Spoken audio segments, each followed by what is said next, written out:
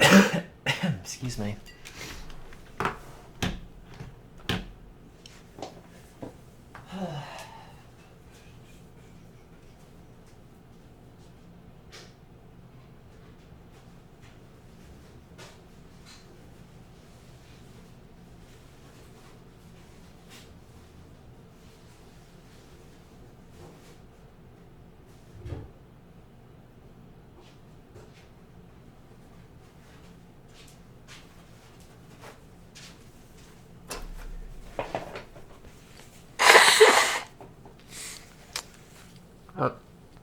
Kevin beat Gashapon today. Tune in next time to see who wins. First comment in the chat. I don't know what to play because I've already beaten Ghouls and Ghosts. Like, that's all of it. I don't know where else your time goes at this point. I could play it again. I mean, I don't know. Is this microphone loud enough? I feel like it isn't. I feel like Windows probably... Yeah, there it is. I have no idea. Oh, that's way louder. I have no idea how Windows periodically is just like, hey, you know how your microphone was set at 100%? We're just going to set it to like 80 or like 88 or 92 or some like arbitrary number that God knows what it's based on.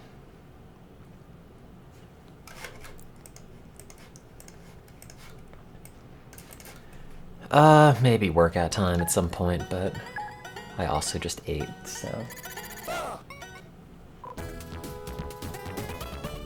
probably would not go well. But I should do it to some extent if I can, I guess. Just so it's not another case of oops. Didn't do this for like 8 months.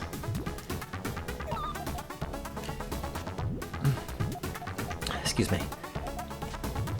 No, I just bought a stir-fry thing from Honeygrow. It's good. It's generally good.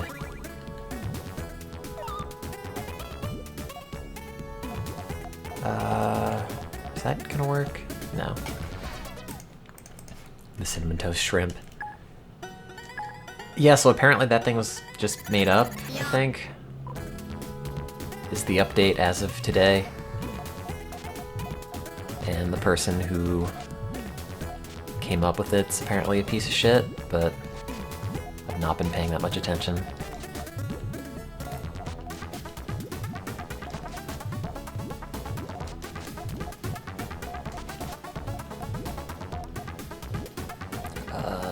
Sure. Oh, that's not where that should have gone.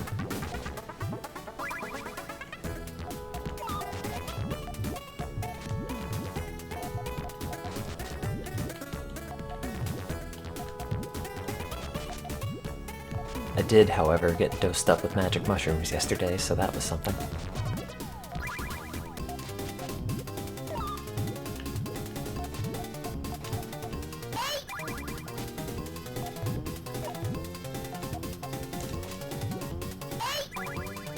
No.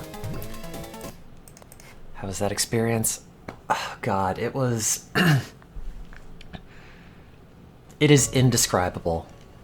What happens to you. Like, English does not have the words for it. Like, you can kind of explain it, but everything is, like, so far beyond what an explanation could possibly convey about it. I will say it is probably the most beautiful experience of my life. Everything... Oh God, I don't even know where you start. Like... Oh God. I will say, unfortunately, I don't really feel significantly better. I was sort of hoping you would do it, and then it's like... Ah, yes. that fixed it. But no, I still don't feel great.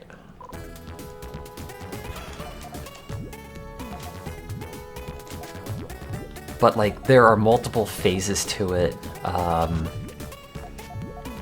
You know, at first, when it's really starting to kick in, it's sort of kind of like that feeling that you get right before you're about to fall asleep, where things feel kind of chaotic a little bit in your brain. Oops, that shouldn't have gone there. I don't know why I'm resetting. You know, there's this period where it feels like you're feeling like every emotion you've ever felt constantly, like hundreds of times every second, flipping back and forth immediately at its highest intensity, but for like the tiniest fraction of time. So you're just sort of aware of it happening, but none of it really sinks in any kind of negative way. It's so weird. It's really difficult to get any of it across if you've never tried. And I would imagine it's also incredibly different person to person. You know, or at some point there's this sensation that like your soul kind of leaves your body and then it gets ripped apart. You know, you're still physically conscious and you know where you still are, and you hear things in the outside world, and you're aware of all of that, and you're sort of aware of what your body was doing. For like the entire time, I was worried my mouth was just going to fall open, and I would just lie there on the bed with my mouth agape. So I was constantly paranoid about making sure that I did not look like I was stuck in a yawn the entire time. But like, you're aware that you're just somehow separated from your body for a bit, and like everything about you and your personality and your thoughts, it all just sort of melts away into this, like the purest, most basic essence of who you are as a person. And this is all gonna sound incredibly hippy-dippy, and I realize that, but also like doing the best I can to explain it. And like it's just so much stuff just melts away. Every like negative thought you've had, everything you've ever felt that was stressful, everything, you know, that you've ever been sarcastic or cynical about or worried about or any of that, it's all just gone, and you just exist in this state of perfect, beautiful bliss where like your mind is hyperactive but in the best way possible, and you're just left with this feeling that everything is great and everything is beautiful, and you love the world and you love everything in the world, and everything in the world loves you back, and it's just this beautiful state of existence for a bit. And you're so grateful that, you know, somebody could give this to you, that you could possibly even experience such a thing.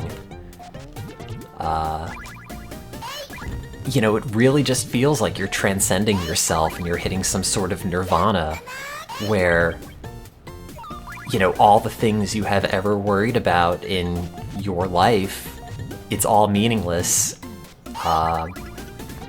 You know, and it's all just been replaced with love and gratitude and the sense that you understand the true nature of everything.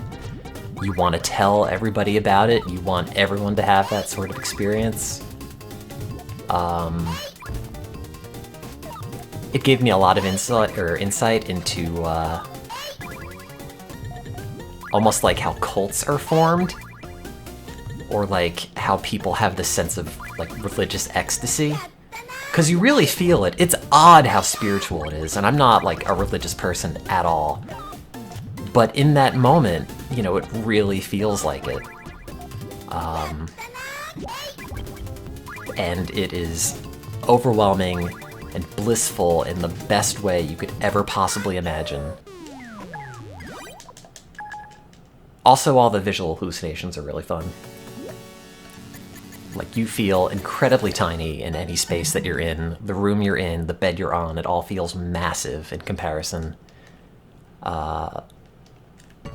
Everything in your vision moves constantly, with all these little rotating rainbow geometric shapes. A lot of, like, little swirly patterns that just keep dancing around in your vision. Any sort of, like, regular pattern you've seen, like, tiling in a bathroom or something, really stood out, because I had to get up and use the bathroom, like, half a dozen times, because I also drank 3 liters of water during it. It all just moves, and it's all alive, and you're just sort of aware of everything and how it is, and the fact that it is how it is great and beautiful and fantastic in a way that is just incredible. And it feels like, you know, your brain is the cleanest it has ever been. Everything you see with your eyes feels like it's the first time you're seeing it, and it's beautiful, and fills you with joy. And it's really nice. I don't know. I had a lot of fun during it.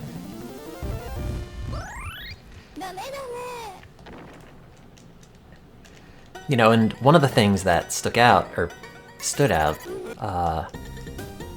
because, like, after that state where it sort of feels like, you know, you yourself and a lot of aspects of your personality are just sort of being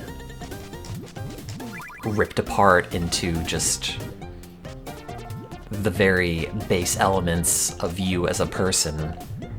Eventually you sort of start coming back, and that takes a little bit.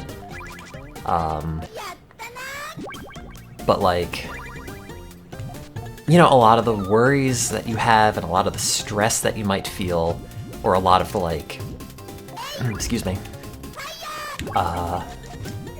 like negative self-talk or anything like that that had been getting you down, just, at least in my case, just didn't make sense. Like, I would think about all the depressive thoughts I've had and all of the, you know, things that have made me miserable or the things that I feel stuck on, and you try to think about them and you realize, like, well, none of that makes any sense.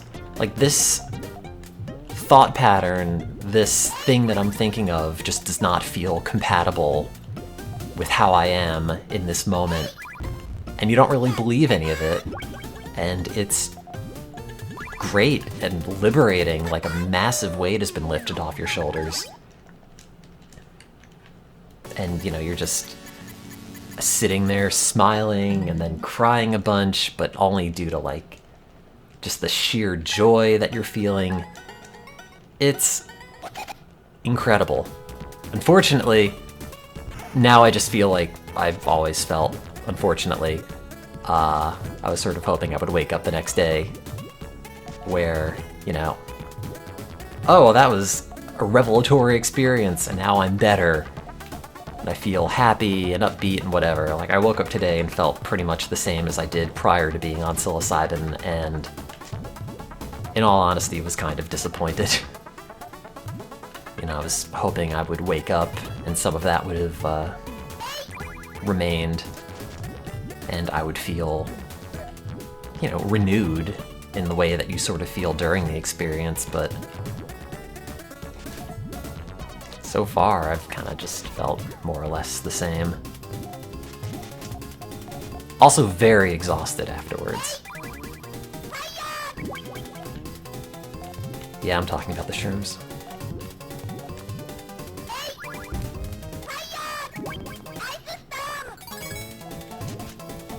Yeah, I mean, I know neurogenesis takes a bit. You know, I'm trying to stay open-minded about it. But I don't know, like, overall today I've just felt very emotionally flat. I'm trying to keep some of the lessons for, like, you know, certain things not making sense well, no, how do I phrase it? You know, the sense that, you know, you don't have to worry about judgment from people in the same way, or that you don't have to, I don't know.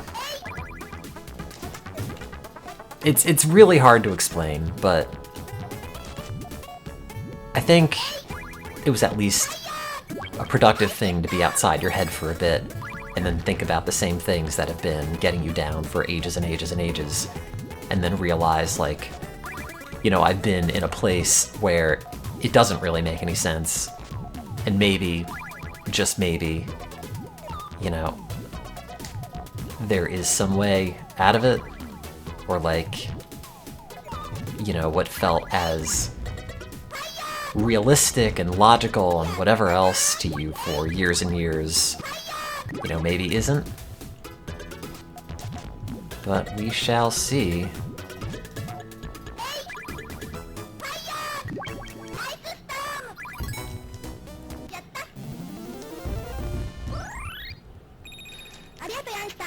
Yeah, I mean, again, I'll see how it goes. I really wished that I did it when I was outside, but for the requirements of the study, they had you inside listening to a specific playlist that I have to say was honestly very helpful until they started putting, like, the vocal tracks and Sting's Field of Gold, I think it was. But that was toward the end, and I was more or less back to reality at that point. So it just sort of felt like, oh great, hokey Sting music. Apparently, one of the playlists that they use for people taking psilocybin and Johns Hopkins ends with Louis Armstrong's What a Wonderful World, which, thank God I didn't get that one, because that sounds like the worst thing.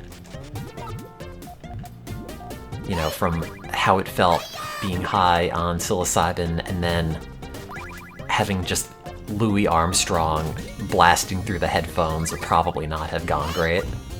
But who knows?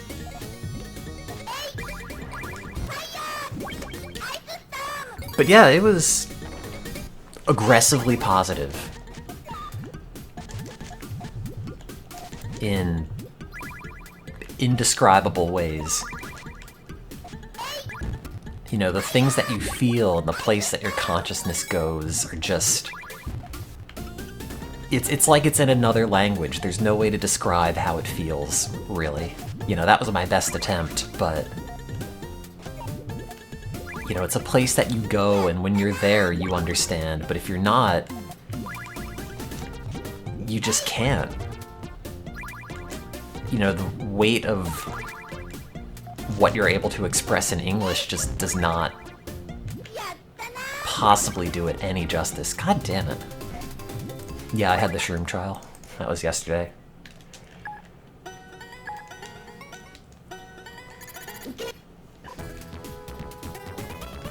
And then I had one of the, like, debriefing therapy sessions today, which I absolutely hate. Because it's just constant peppering with questions. Oh, how do you feel this?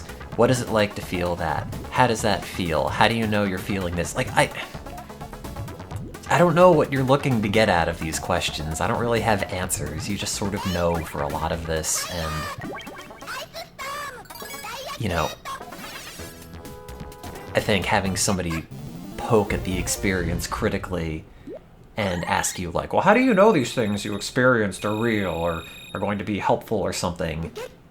You know, at the moment, anything that I might have learned from it feels like it's just this house of cards, and if people keep poking at it, you know, you don't want to just have it all collapse and then realize, like, oh yeah, well, I was on drugs and none of that made any sense and whatever. So, I have to go back and do another one next week.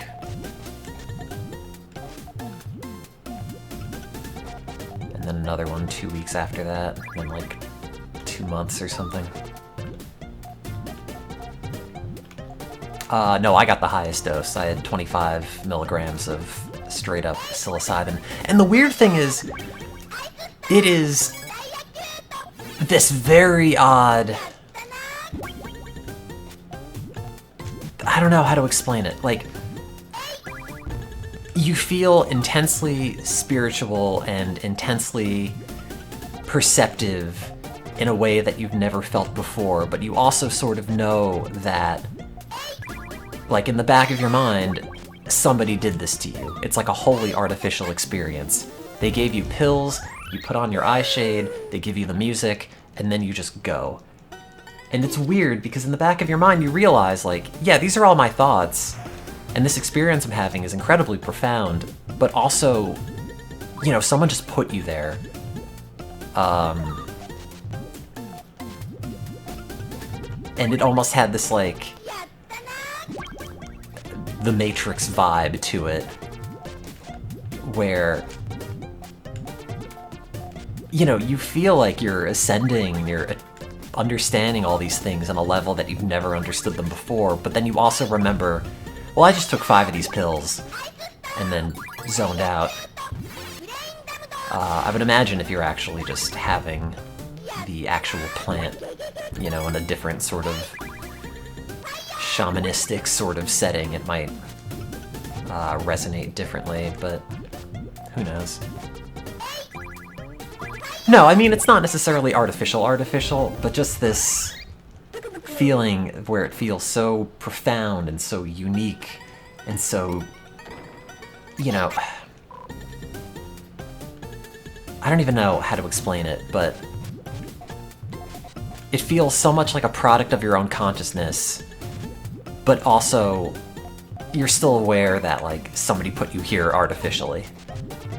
You know, this is not anything that you would ever really be able to achieve otherwise, I assume. I mean, if so, you'd have to tell me, but...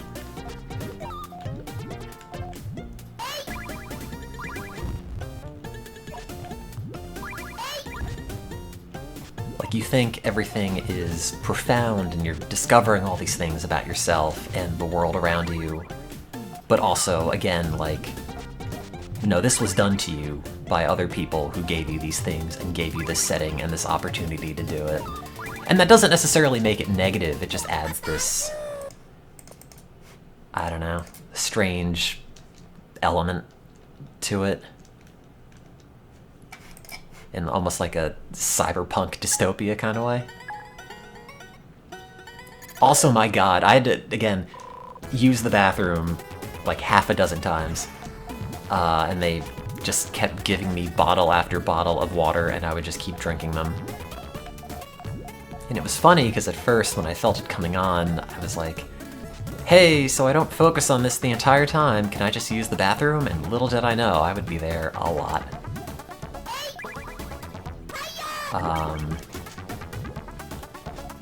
And it was funny, because the farther into the experience you get, the hallway that you walk down to go to the bathroom gets longer and longer every single time, and as the come down starts happening, it gets shorter and shorter. It's so strange. Any visual hallucinations when you take off the eye shade? Oh man! Everything has patterns on it. Everything just moves. All these shapes on everything, all these little, like, rotating swirly things everywhere that look, you know, like a 4th of July rotating sparkler in your vision, but there's just a whole field of them across your entire field of vision. You know, there was some, not even like some, there's like a lot of double vision on things, but none of it was like in a negative way. You know, if anything, it was all very fun to kind of play around with, because I would constantly blink my eyes beneath the eye shade, and it would just generate patterns after patterns, and that's new and kind of neat.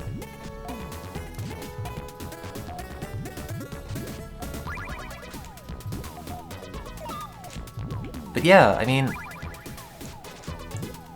I can't really think of anything negative about it. And again, that's just like my experience, and I'm sure if you're super prone to like psychosis or something, it's probably not good for you, but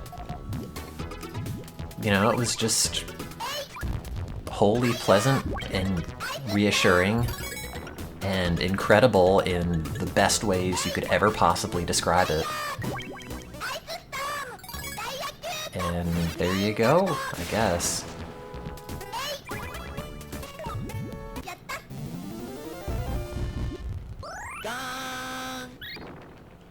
I mean, feel free to ask, but it's very hard to explain a lot of it. No, I was talking about the magic mushrooms yesterday for the clinical trial.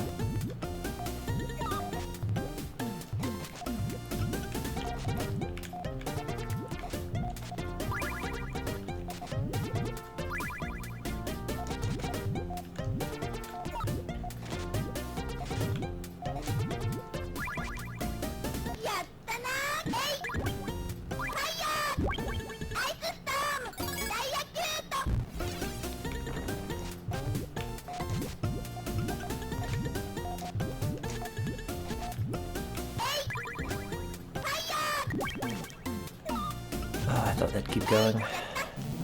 Womp womp.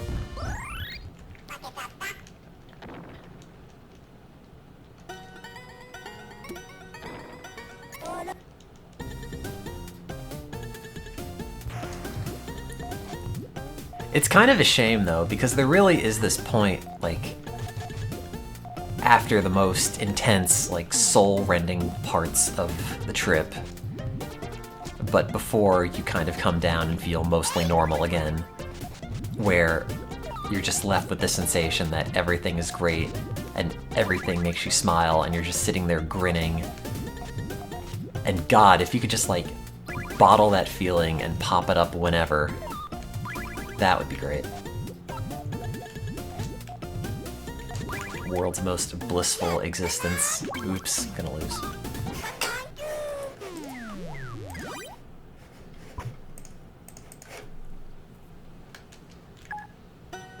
That euphoria is like what opiates feel like. I guess, I don't know. I've never had them. Not even for like... When I got my wisdom teeth out, I got a bunch of Percocet and I didn't take any of them because you've seen the way that I react to like self-control and internet slot machines or like video game gambling. I kind of feel like, you know, not a great road to go down. I mean, opiates in general, I'd imagine, are not a great road to go down, but if anyone is probably susceptible to being addicted to things that are addictive, it is more than likely me. No, I did not feel nauseous at all. My stomach hurt a little bit afterwards, but that might have just been unrelated.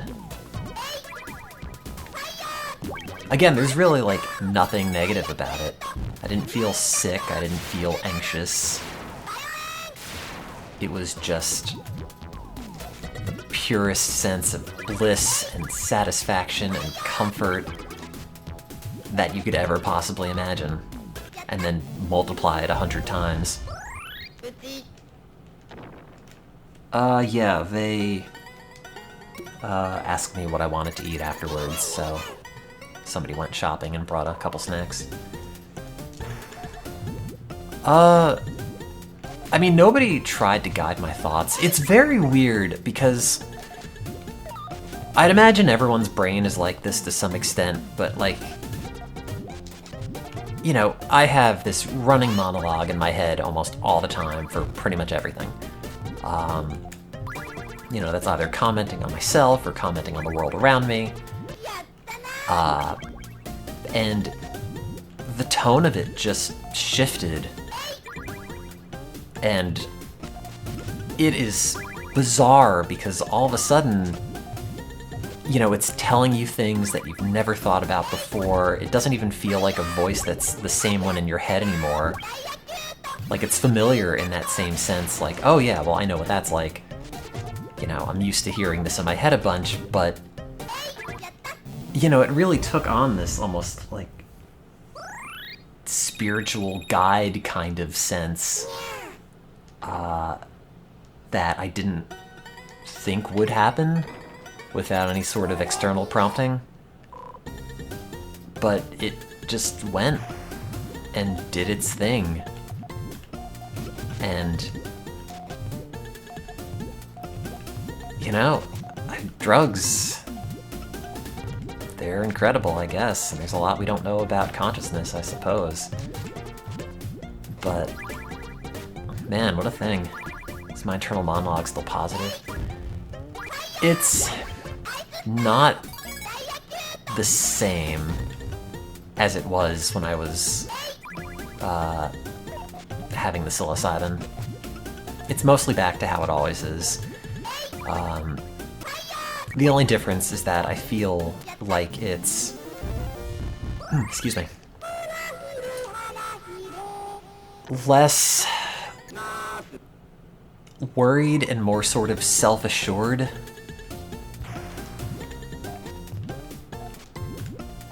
I mean, it's hard to tell because it's only been a day afterwards, and I really haven't been exposed to all that many situations after.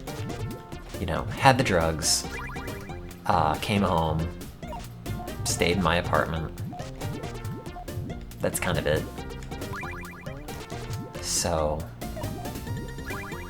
you know, it hasn't had that much chance to really react to anything else. No, it wouldn't even be hopeful. It's just like the absence of some of the negative stuff. Not like the presence of anything positive.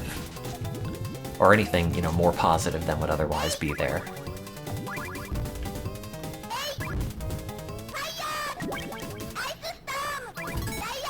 But there is this sense where, you know, it feels sort of less hung up on, you know, like the judgment side of things, either of others or of yourself or something. Yeah, I mean, it was definitely positive. I can't say there was really anything negative about it. Really, the only complaint I have is like, you know, I thought I would wake up today and feel great and feel, you know, fresh and not like depressed to the same extent, but I don't know. I mostly just woke up today and felt incredibly blank. You know, not necessarily awful, but not really like much of anything.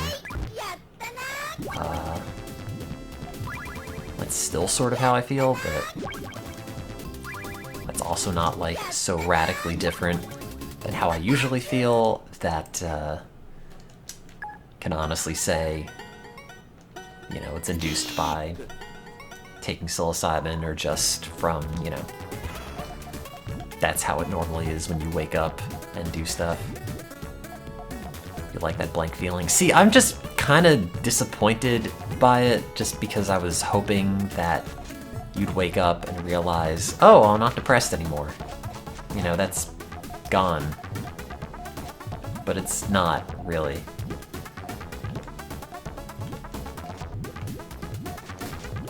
I don't know.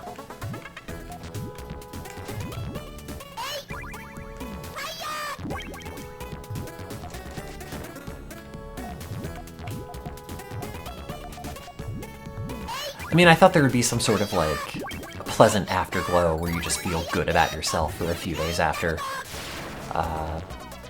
You know, as I had heard other people describe it, but... excuse me. There really wasn't any.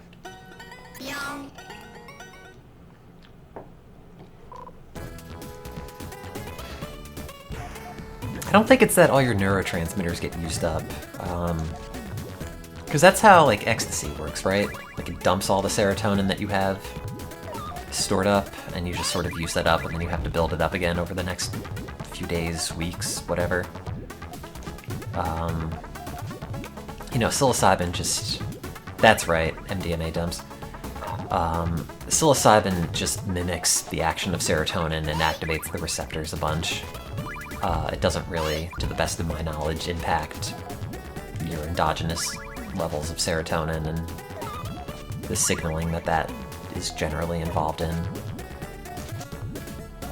But cannot say I've looked into it too much. I don't know if it desensitizes them. I don't know if the desensitization would only happen if you use it chronically, or, you know, that's a thing that can happen with a single dose. But yeah, I don't know. Again, it's not like bad or really negative in any sort of way that's, you know, worse than how it had been before, but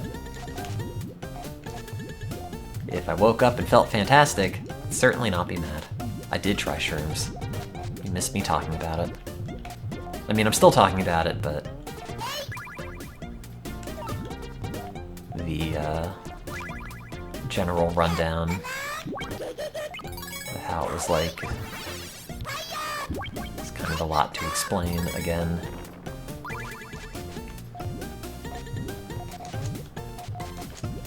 Yeah, but it's also a thing that, you know, you really have to block your schedule off for.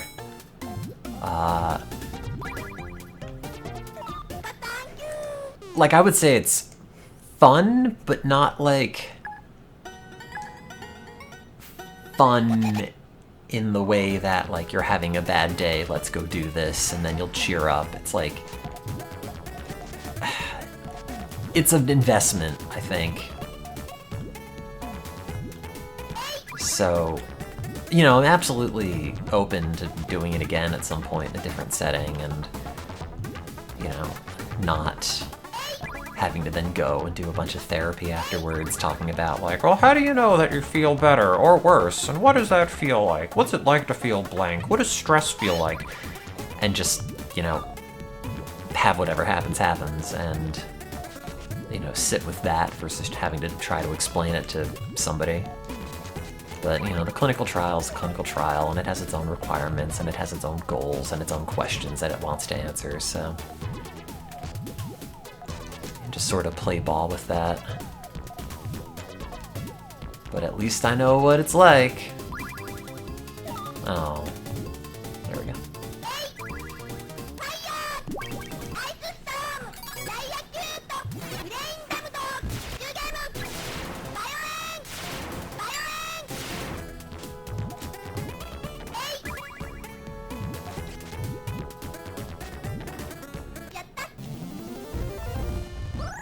Not being outside for the duration is a shame. Yeah, I remember during it just thinking, like, my god, I wish I could just walk around outside right now. But they did have, like, a big nature scene painting up on the wall, and some tree or other potted in the corner. And my god, our color is incredibly vivid. It was the greenest plant I'd ever seen. And then I came back today and was like, oh, no, it's just a houseplant. It's not all that exciting.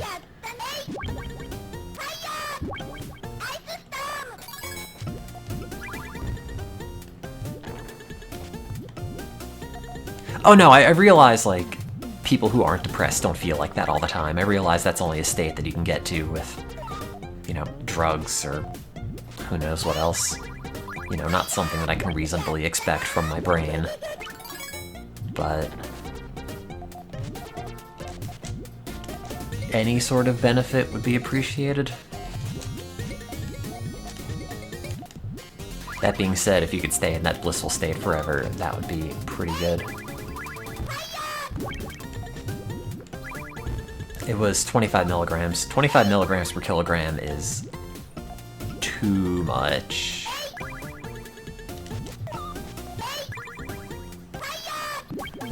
And it's very strange. It's like you're going under anesthesia, because you're just sort of there, and your brain is mostly the same, and your thoughts are mostly the same, and you're just waiting for something to happen, and everything feels normal until it doesn't, all of a sudden. And it's just this immediate shift. Excuse me.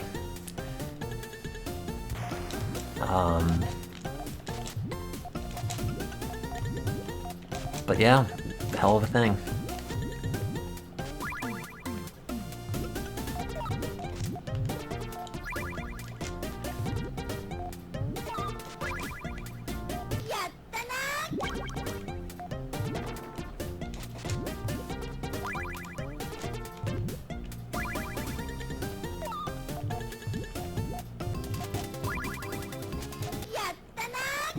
Oh, God damn it.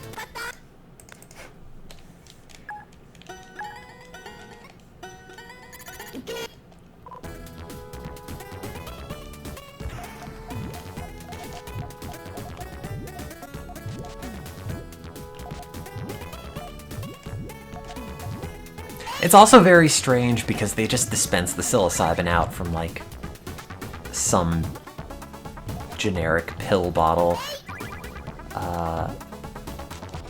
You know, and it just gives you this impression that,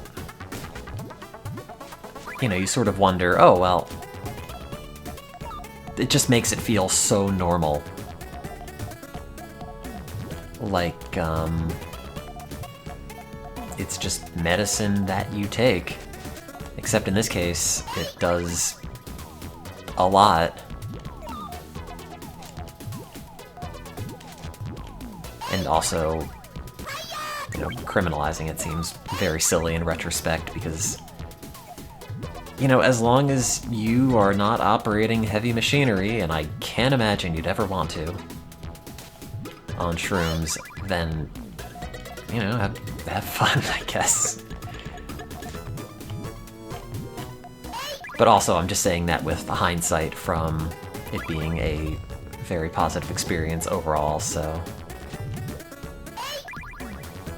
who knows?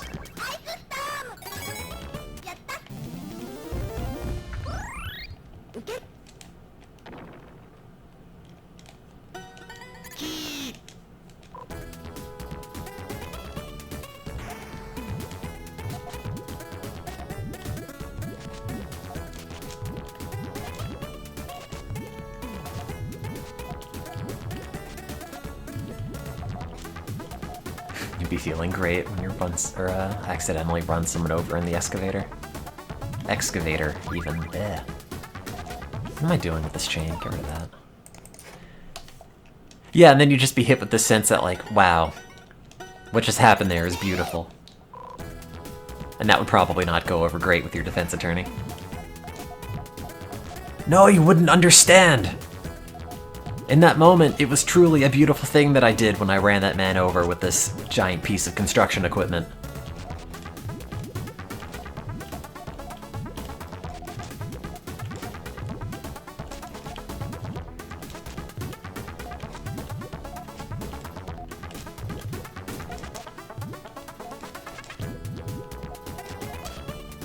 Well, that's what I described. The construction thing? Guy dying while under the influence. You know, I also had a lot of thoughts about that. Like, I bet this is a lot like what dying is like.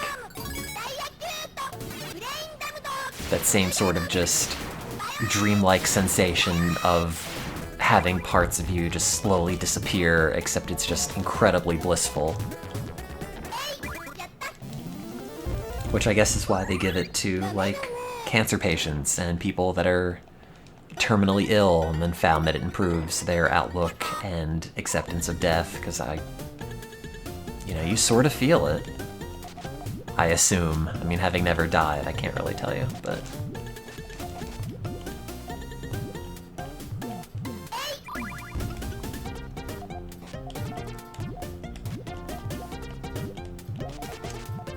Oh no, I had the ego death thing, don't worry.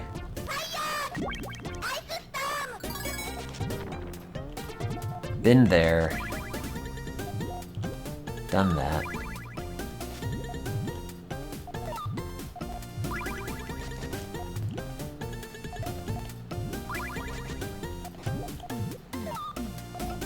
And it's weird, because it sounds like it would be terrifying by, like, descriptions that I've read, and probably somewhat from the way that I described it, but, like, when it just gives you this sensation that your soul is being ripped apart, it's nothing but just blissful and beautiful, and this wonderful sensation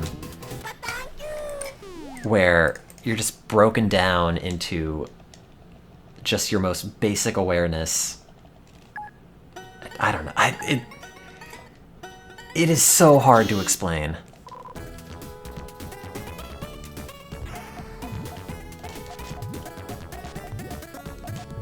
You know, it's like they rip off all the layers of yourself, of what you experience, of what you think, and that all just gets put away for a bit.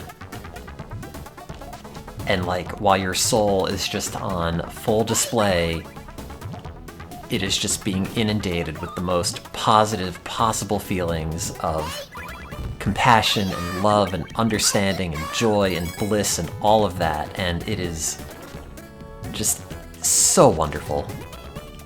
And then you get back to reality and it's like, oh wait, you still have to pay rent, do taxes, go to work, but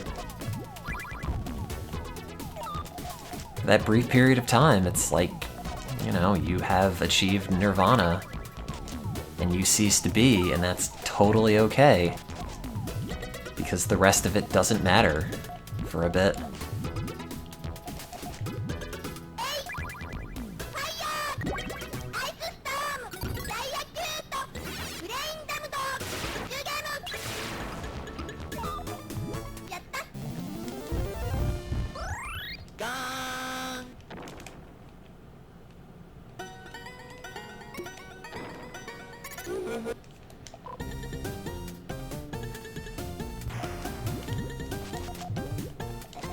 Oh yeah, the weather sucks. I wish it didn't.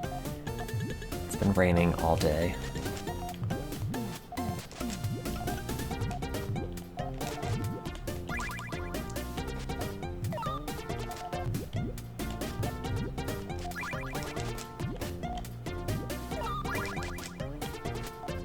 It was nice yesterday, which is why I wish they let me do it outside, but you know.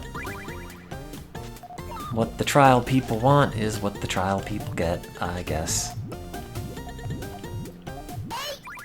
Although I do wonder what they would have done if I just, like, took them and then got up and left. It's like, sorry, I'm gonna go somewhere now. I guess at some point they probably call security to, like, forcibly bring me back or something, but...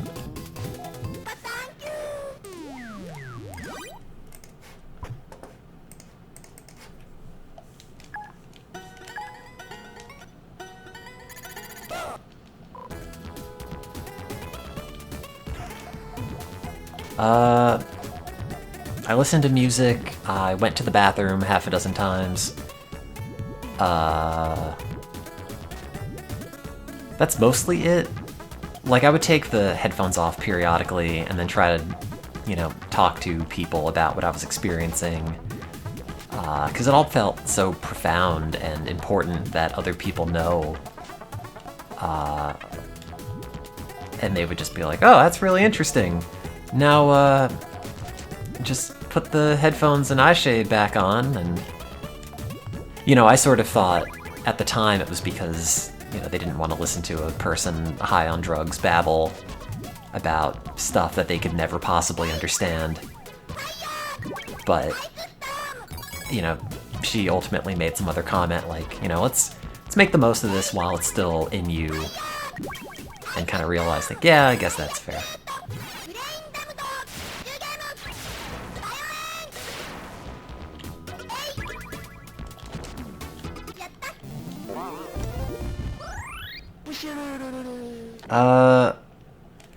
The music was a playlist that they had prepared. I don't know if it's online or what it's called or any of that. It was instrumental the entire time. There were a lot of repeated musical motifs, a lot of... I think it was designed to kind of follow the experience where you have, you know, the slow anticipation of something happening, and then the build-up, and then, you know, that climax where you're just experiencing everything at its full intensity, and then a number of, you know, very peaceful and calming tracks. It sounded like music that they would play on, like, a Planet Earth documentary, where it has that general theme of things being profound and wonderful, but also you would probably not want to listen to just going about your day because you'd find it incredibly boring.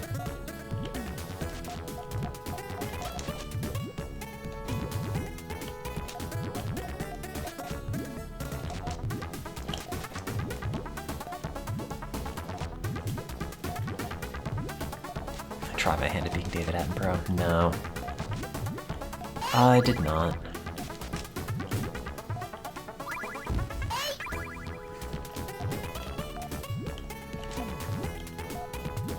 I mean, if I were outside, I probably would have. You know, it's like, God, look at this tree or this grass or whatever. Like, have you ever actually seen it just as it is? And just how wonderful and beautiful it is that it exists at all. And they'd be like, okay, yep, that's grass. I get it.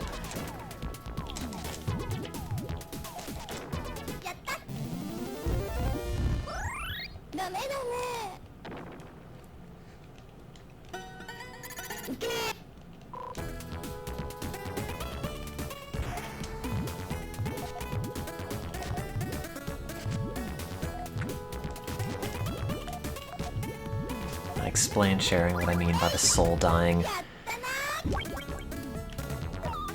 It's... So, I can do my best to explain it. You will never understand unless you've done it and you've been there, I think is like the caveat. It's like a place that you go, and it is really not a place that you could go unless you're experiencing the same thing. But, you know, at some point it just feels like you are outside your body, you know where your body is, and what it's currently like feeling and what it's hearing, but you're not in it.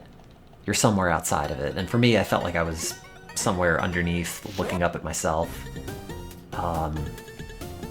And everything just falls away, you know, bits of your personality fall away, things you think about on a daily basis or worry about, it all just dissolves, and you're just left with this very basic, like, childlike, wondrous sense that, you know, this bare minimum of your identity without all the stuff that you've attached to it, or that got attached, or like got stuck to it or whatever, or any of that over the years of just existing. Oh my god, look at that thing just go.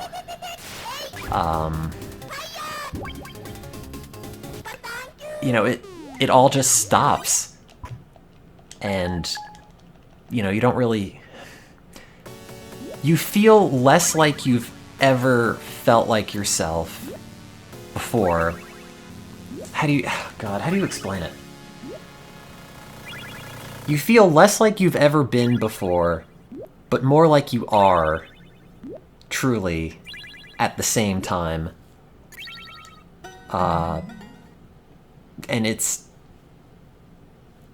just very pleasant.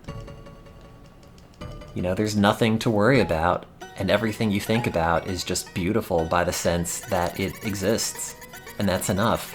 And there's no judgment, there's no real thoughts about it other than just how pleasant and beautiful and wonderful and blissful it all is.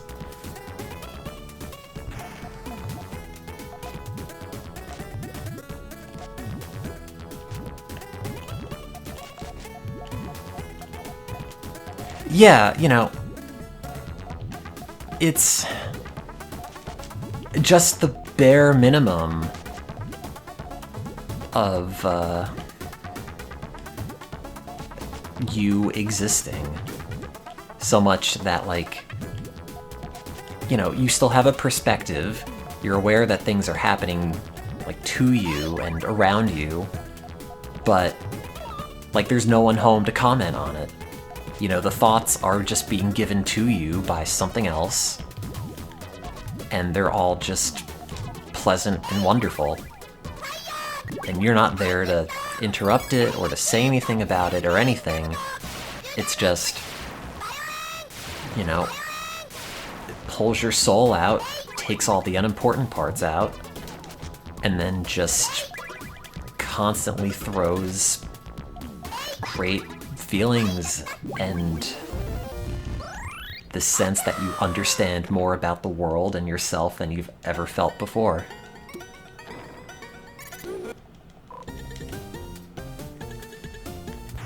If any of that makes sense, and it probably doesn't, and even if it does, you know,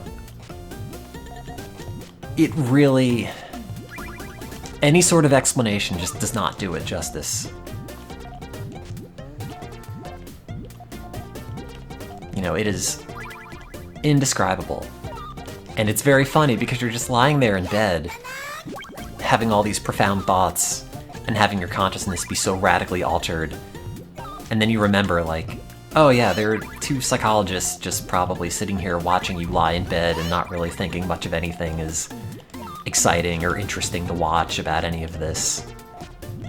But inside your head, it is entirely different. Like, they exist in a different plane than you do, and they'll never understand unless they're also there with you. And in this case, they weren't.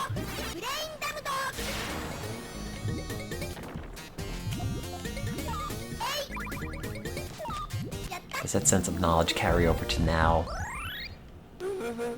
No, not really.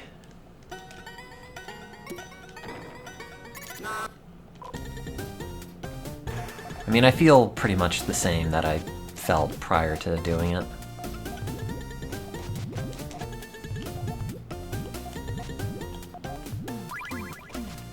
But I guess we'll see what it does in the long haul.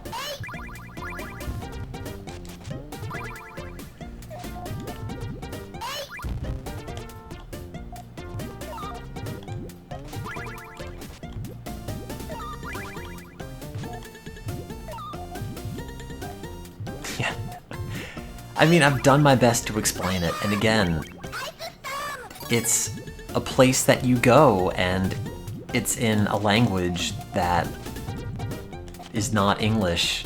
You know, it's only a language that you understand and can really express when you're in that state.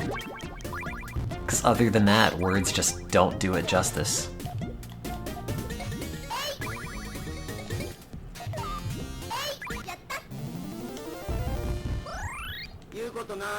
And yeah, like, I guess give it a shot.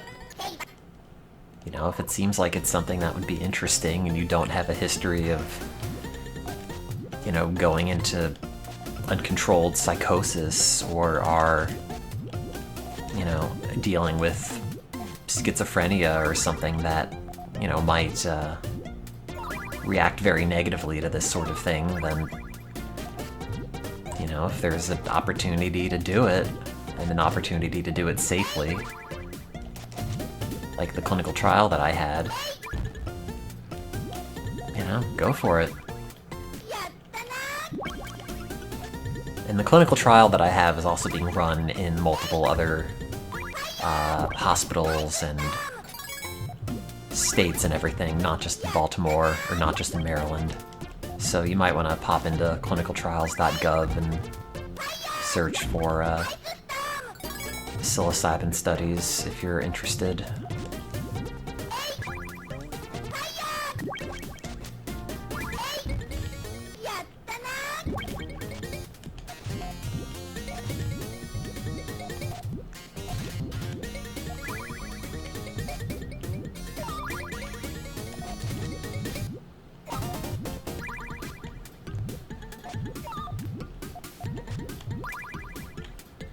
Anyway, Puyo.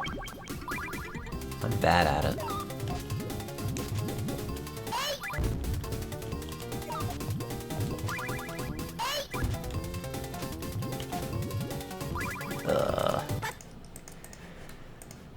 I wonder if I could still beat Ghouls and Ghosts. I say as if I actually want to play that again.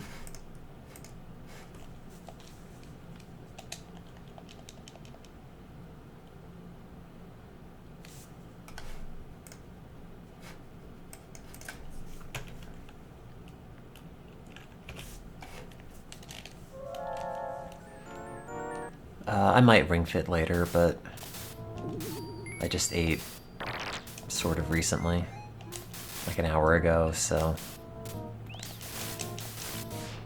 planking right now does not feel all that tempting.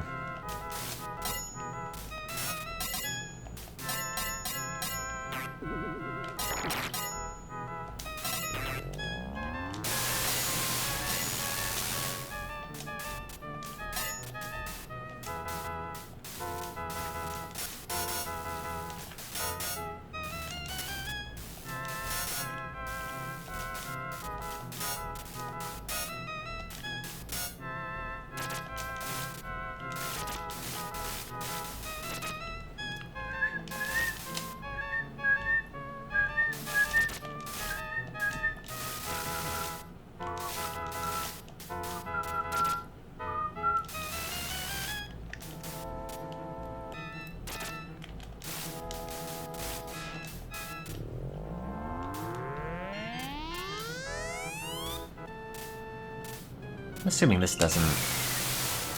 Oh, did that hit him? Maybe.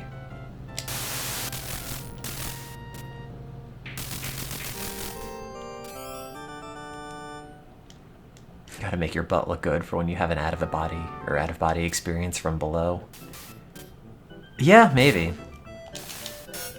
God, the way that you interpret your body, though, is very strange.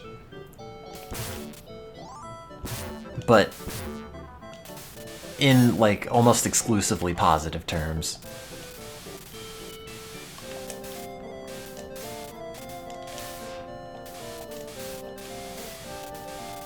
I think I looked super good. I mean, I wasn't sad about it. Felt incredibly tiny.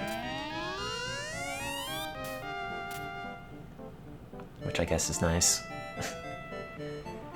Suppose better than the alternative.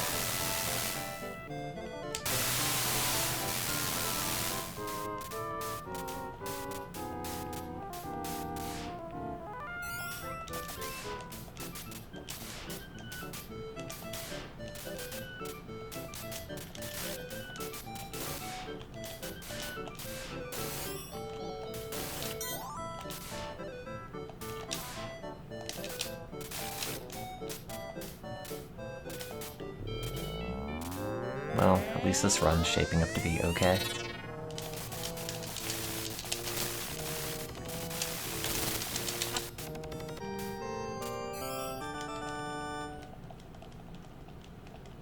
Let's do it again! Do another no-death run. I mean, 1 credit run, not a no-death run. That is not possible. At least with these thumbs.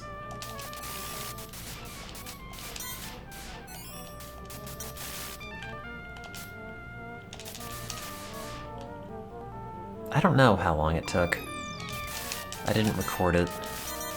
It might be on the unarchived channel, but I didn't bother to look.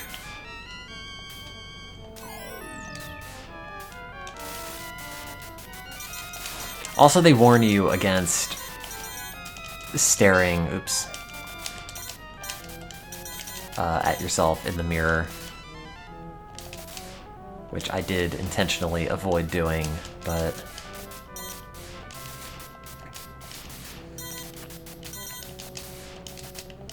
I wonder what that would have been like.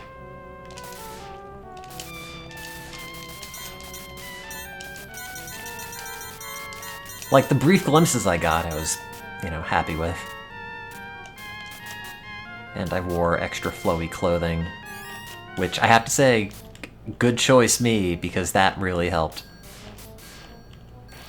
Every time I would go to the bathroom, I would just bop down the hallway with a massive grin on my face, and just the sensation of clothing brushing past you was very, I don't know, more than satisfying, just incredibly pleasant and wonderful in a way that it would not normally otherwise be.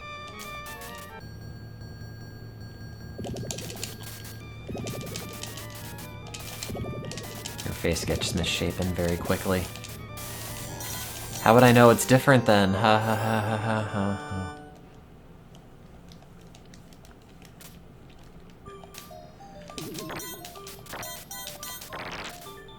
Oh, God.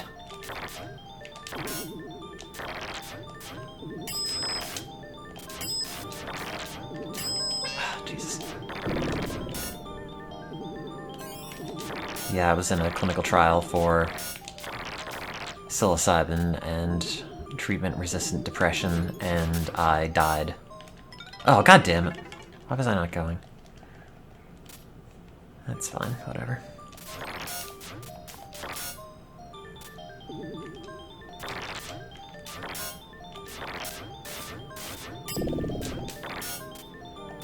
Also, I don't know why you think I didn't.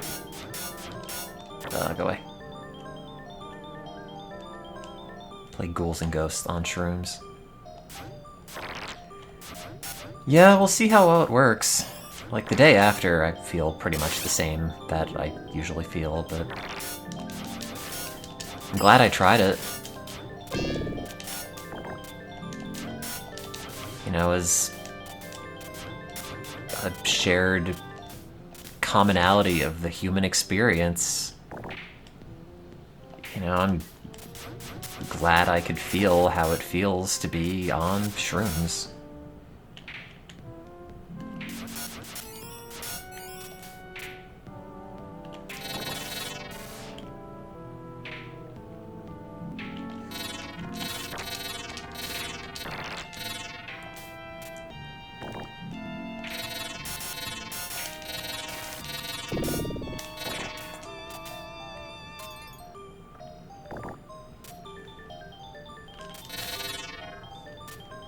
No, I've never tried DMT.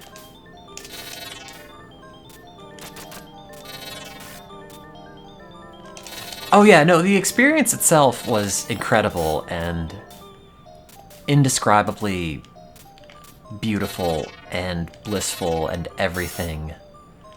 Like, thinking about it, you know, it's a very pleasant thought. I would like to feel that way about other things. You know, just existing day to day, but who knows?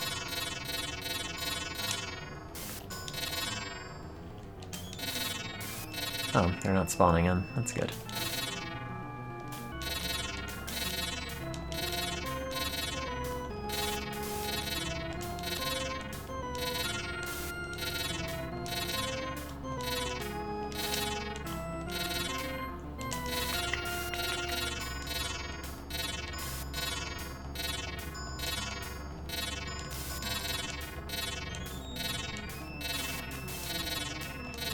Yeah, sounds more fun than depression. I'll say. You know, and you definitely have the sense during it, like, my God, this is exactly what I needed.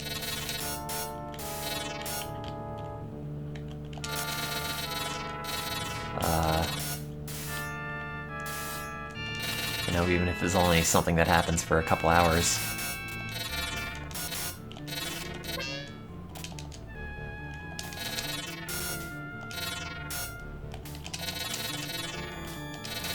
Just have to see if it moves the needle long term.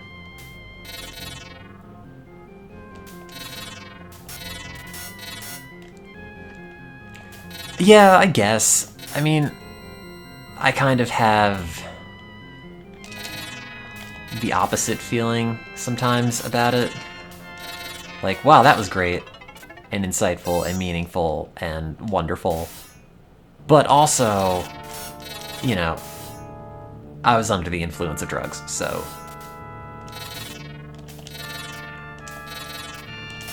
it doesn't necessarily make the day-to-day crap any less real.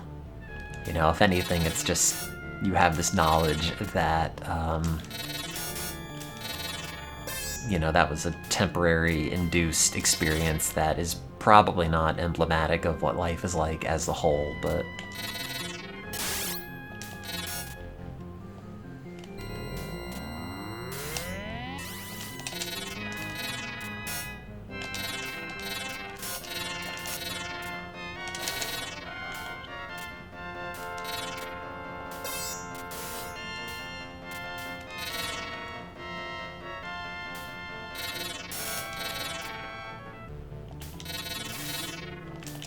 Be nice if you could just exist in that state, but who knows?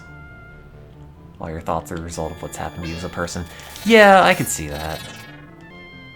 You know, it really does feel like how you perceive yourself, or whatever's left of yourself during the experience, is like sort of your ideal kind of form, in a way, free of all of the negative stuff that just builds up on it over the years in response to whatever kind of life stressors or expectations or any of that.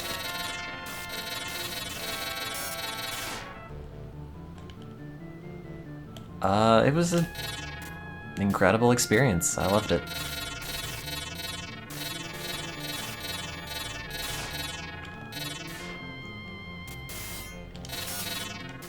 Oops. Okay, that came out.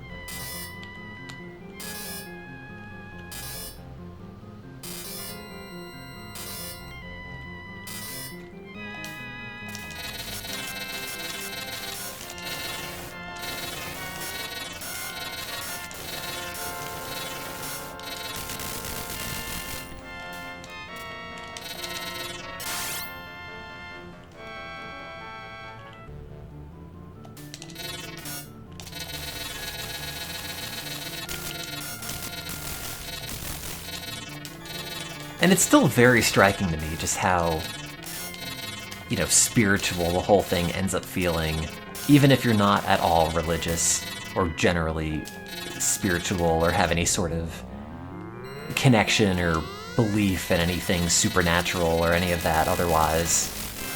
Just the state that it puts you in, and the fact that all of these thoughts and all of these perceptions are just in your own brain, things that you didn't even think were in there.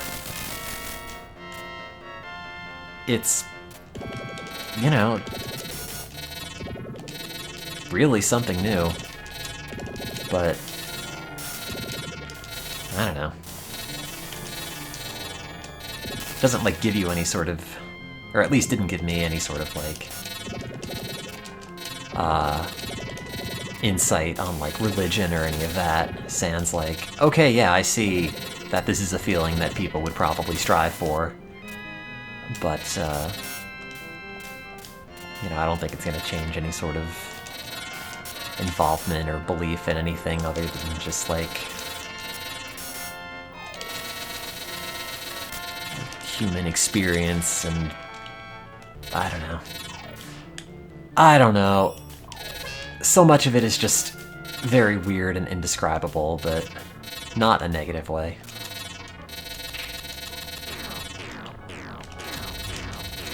Oh crap, that's gonna hit me.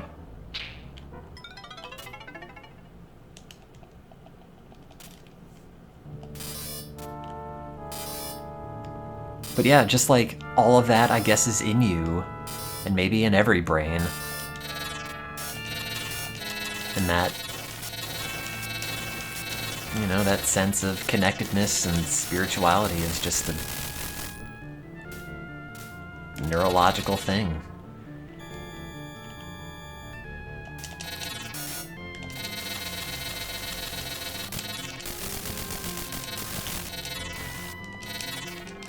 You know, it's kind of funny to think that, like, oh yeah, no, serotonin just does that to you.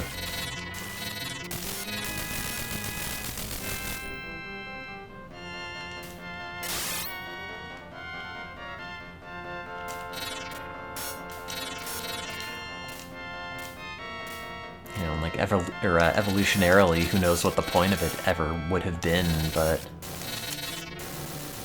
you know, just the fact that it is really pretty incredible.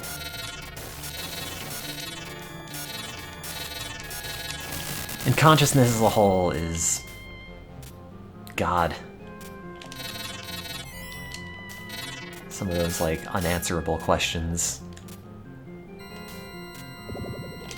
Also, it really, really gives you,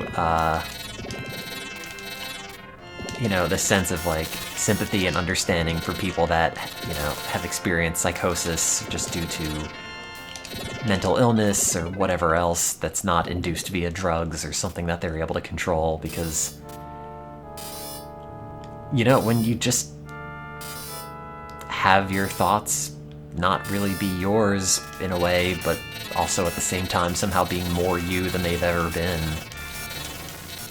And just sort of being stuck like that for a bit is like such a departure from how you have that kind of relationship to your brain day to day that it kind of makes you appreciate the ability to, you know, be able to control all of that and not have it just sort of be taken away from you, as it ends up kind of being during a psilocybin experience.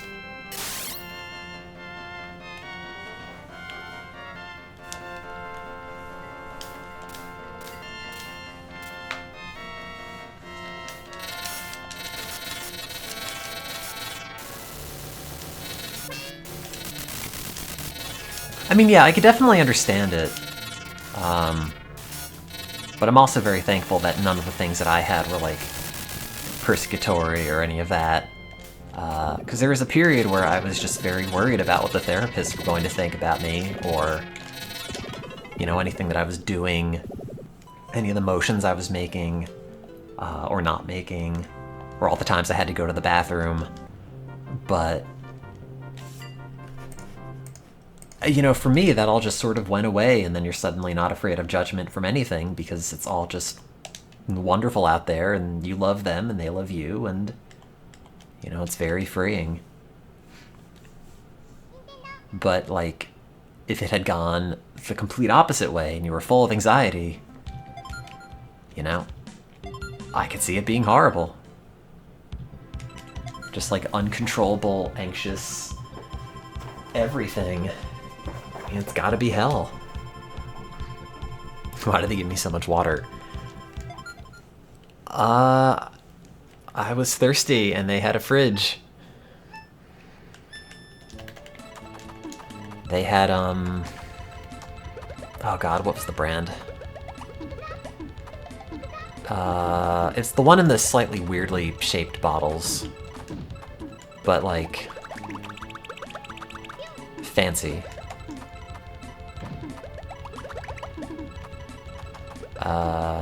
No, it wasn't Voss. Oh god, what was it? Drank enough of it, you'd think I remember. Fiji, yeah. I had like 6 of those.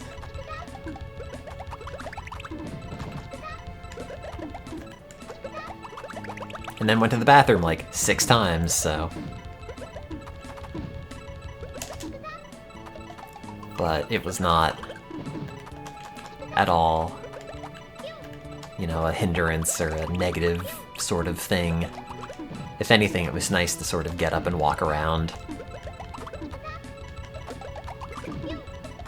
You know, just to see, like, what your spatial perception is like, and just how joyful the act of just moving around and existing in your body feels at that time is, you know, very pleasant. So, you know, peed a lot.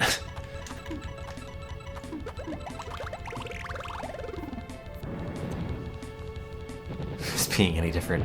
No. That all felt the same. I was too busy focused on the tile work on the walls and the floors and all the patterns that were developing in those.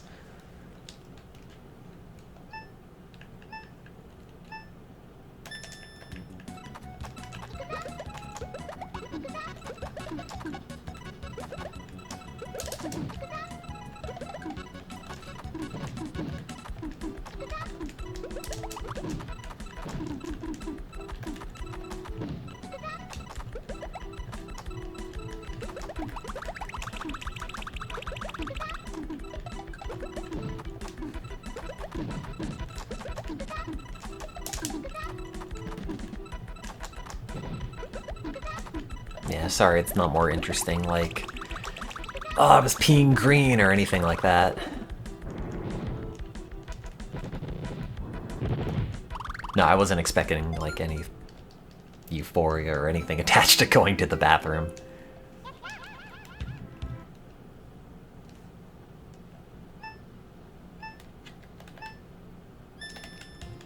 Nobody's peeing. I was a lot yesterday, but that's drugs for you.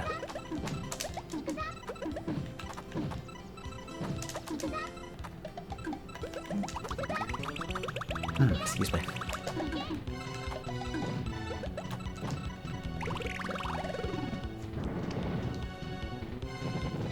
Also, I really wish I could have had food during it. Just to know what that's like.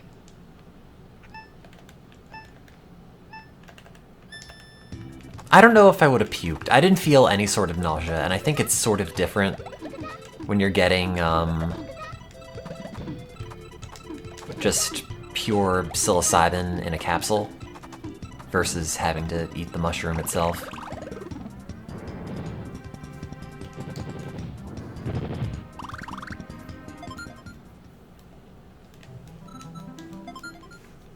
I mean, it didn't make me hungry or anything, but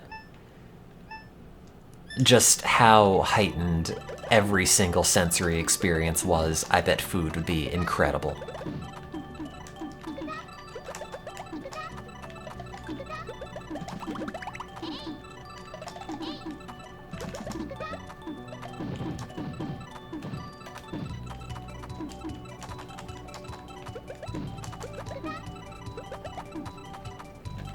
I couldn't take a shower. I was not home.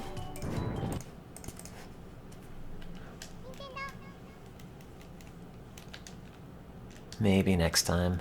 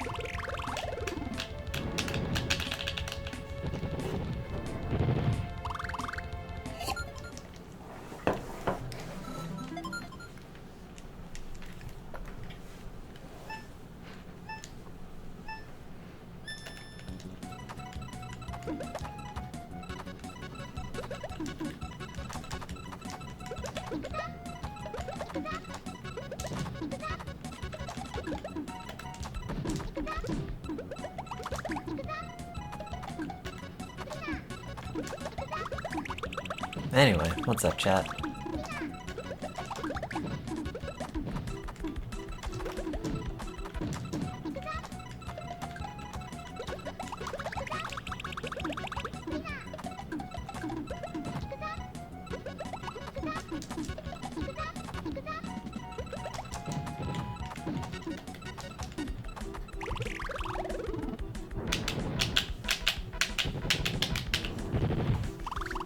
Oh, also I got to keep the eye shades.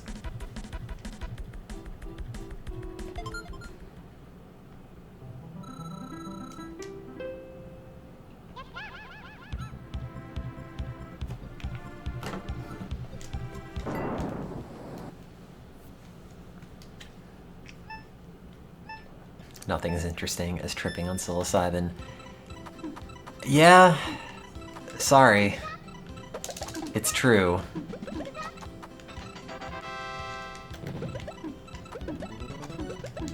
But, you know, you too could try it one day, I guess.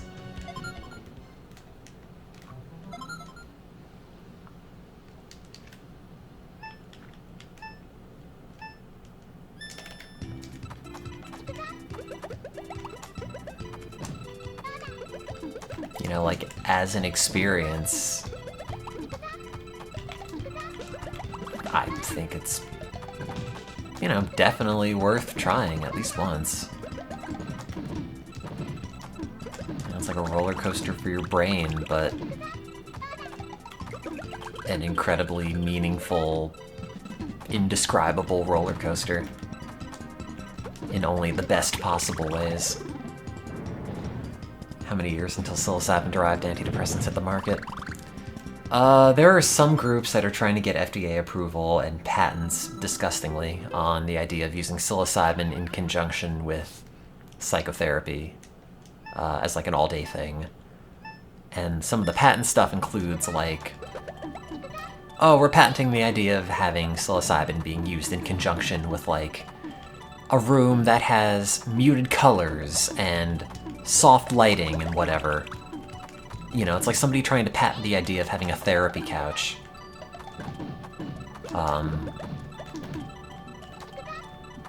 You know, we're trying to get a study for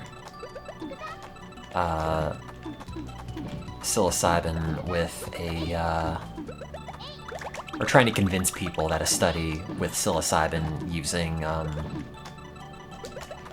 the antagonist for the serotonin receptor that makes you hallucinate, so you can, you know, experience the psychological benefits of psilocybin and depression without necessarily needing to, you know, clear your schedule and ideally make it more accessible to people and safer for use in people who otherwise should probably not have psychedelics because of predisposition to certain mental conditions or things like that that might set off some sort of negative, unproductive reaction. So we're sort of involved in that. The paper about that should be out in a couple of weeks. I submitted cover art for it for the journal, so maybe they'll accept it and my dumb illustration will be on the cover.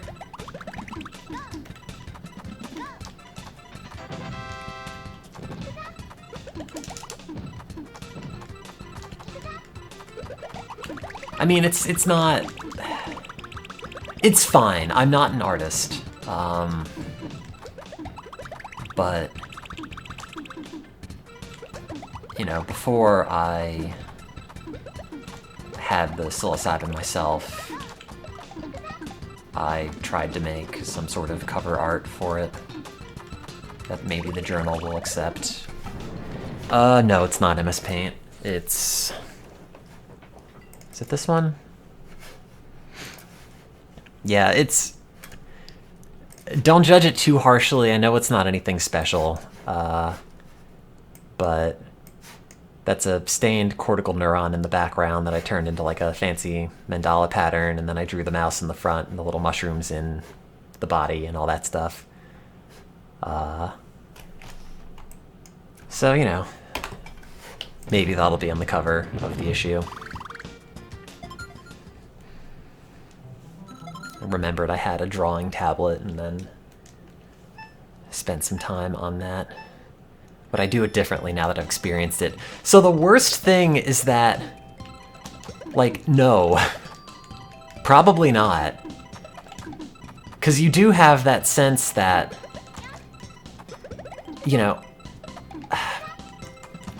there are a lot of parallels. You have that sort of fractal shape spinning in your field of vision, you know, pretty much the entire time as it kicks off. You have this sensation that, like, your eyes are seeing things as they really are for the first time in your life. Or, like, the first time since you were a child or something like that. You know, and you're just in awe of all of it. And in all honesty, you know, is it the most impactful drawing? No, not at all. But for what I was trying to go for, with what I was able to do, it kind of gets the idea across. Yeah, I have a, so in college I bought an Intuos 4, one of the, Wacom ones, and I didn't really use it very much. I still have it. I left the stylus sitting on my desk for a while, exposed to the sunlight, so all the plastic and rubber that makes up the grip and everything is all kind of turning into goo. But I also have a Surface Book and I just drew it in Paint Tool Psi with that.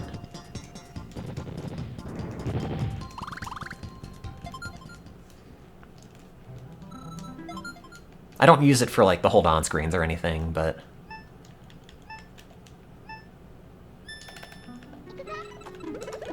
you know, when I bought it, I got the stylus with it because I don't know, I had these dreams of being like good at art, but just never had the motivation to bother to practice or really do anything to really get much better at it. But the sensation of creating things and, you know, just making something from nothing that you put together is very satisfying. You know, it reminded me of making the hold-on screens where you just have this idea for something and you just run with it, and all of a sudden what was just this blank canvas or like blank document is now a thing, and you did that, you know, and you just get sucked into it for hours at a time, like how I'd work on the hold-on screens for like, I don't know, 8-10 hours a day when you really just have the urge to make something like that. And you just get totally engrossed in it. But,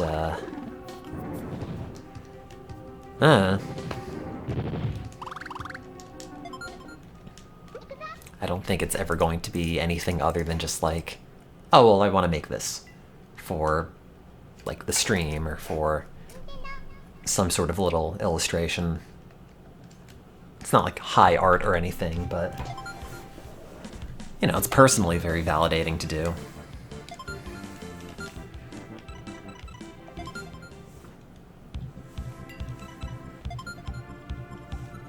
How did the trip go? It was incredible in every possible way, and it transcends any kind of description I could ever give it. You know, you're either there and you know what it's like, you know what it does to you, and you know the place that it brings you, or you aren't, and you just sort of have to settle for any kind of explanation that you're able to get, which is never enough. You know, you will never understand how it feels and what you're going through and everything unless you're there. You know, it's like it's all just written in another language that you could only really understand when you're going through it.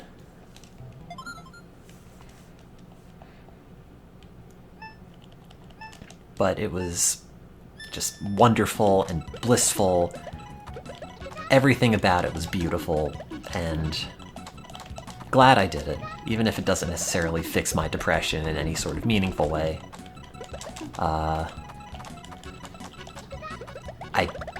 Nothing in my life so far has compared for just the emotional depth that you experience and how it transcends everything and how you feel, you know, simultaneously not at all like how you were, but more like how you've, you know, how you're supposed to be, or how you truly are, or something like that.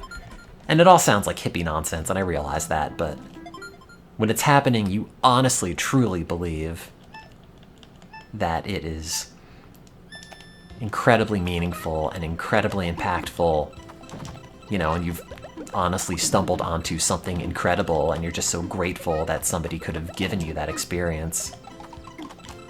Because it is nothing other than just pure, unbridled bliss and appreciation for just the world and existence in general.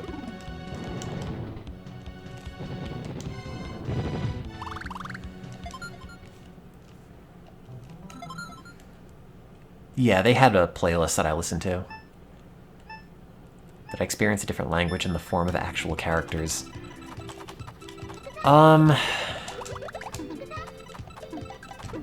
maybe not like so much visually. It's more just like a feeling that you have. You know, the entire time I just kept thinking, you know, in regards to the psychologists that were observing me, that they will never understand this. You know, unless they've been there, you know, the place that your mind goes, they will never possibly understand what it's like and what you're currently feeling. So it's not like a written language, or it didn't really seem to feel that way as much as it just felt like your thoughts are just in a different language, or they're like encoded differently.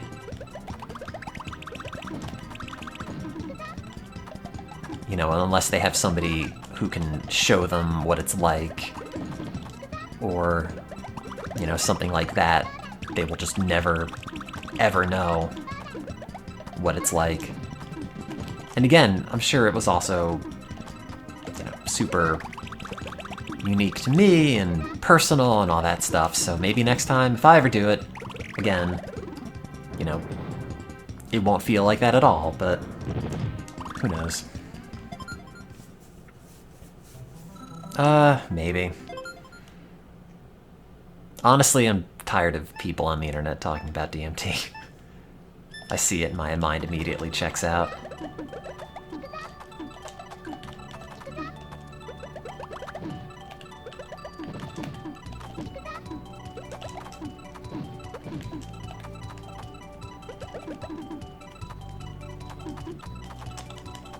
And I think also all the research that I've been doing on psilocybin gave it some sort of personal ability to resonate with me as well. You know, all the reading that you do about it, sort of knowing what it does to you pharmacologically and physiologically, and then just experiencing it for yourself. You know, having looked at it for over a year since I had done the experiments for that project, it gives you this sort of newfound appreciation of a lot of it.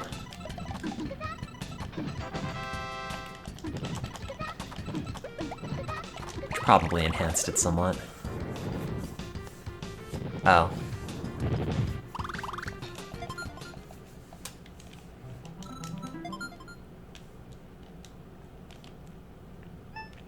I wonder if that works, though. Because psilocin... Well, I guess... I don't know. Psilocin breaks down and oxidizes very quickly.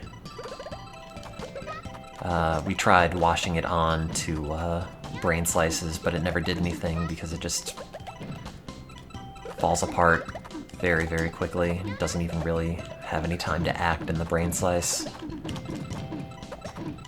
So I wonder what the duration of the psychedelic experience is like when you're having psilocybin and you're metabolizing that yourself versus just having the active ingredient.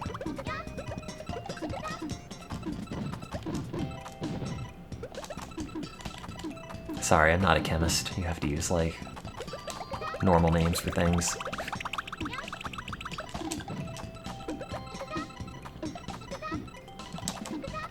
It's not a term I'm familiar with.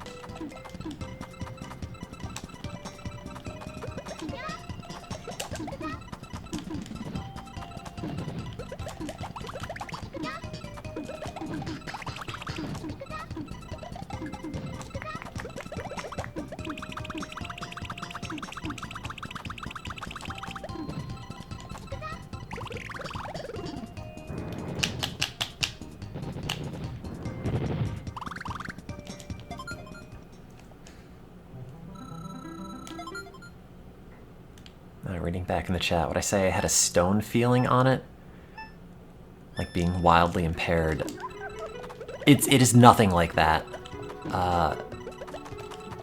It's entirely different. you don't... You aren't... I don't know. You just go away for a bit, and you're not, like, there to be impaired. I don't know how to explain it, but it is not that kind of sensation at all.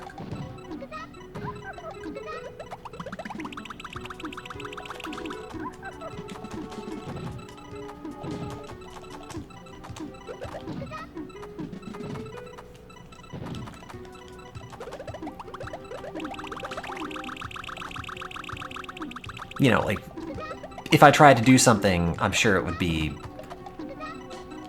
not my best work or anything like that, but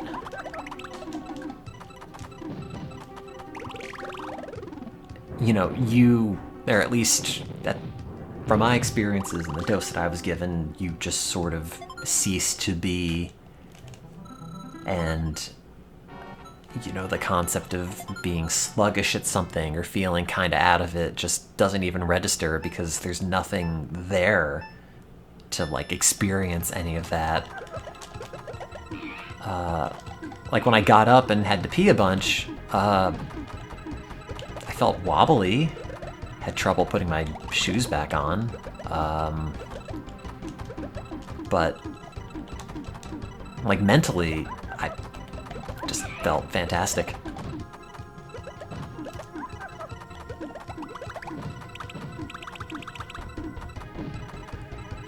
No, I didn't have any issues at all with nausea, but I was also given pure research-grade psilocybin in a pill rather than taking the mushroom at all, so I'm sure that helped quite a bit. It's 5 pills, 5 milligram pills of psilocybin.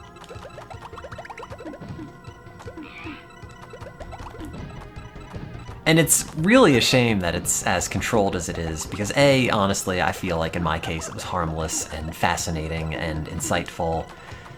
And B, it's like now if I wanted to do it again, I have no idea how I would possibly recreate that experience the way that I had it.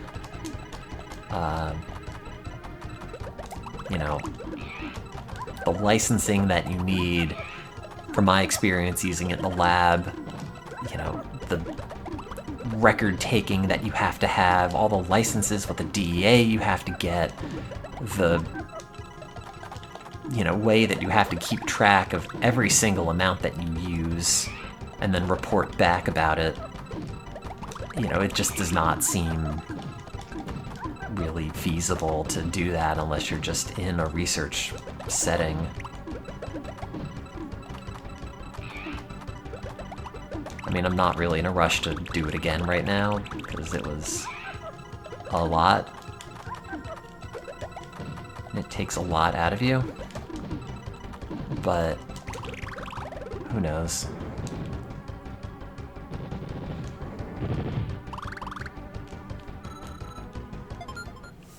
I don't know who manufactures them. I didn't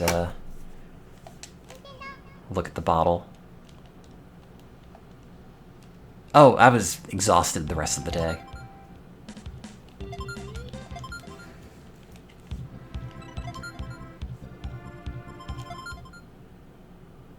Yeah, it went well. It went just incredibly well. It was aggressively positive.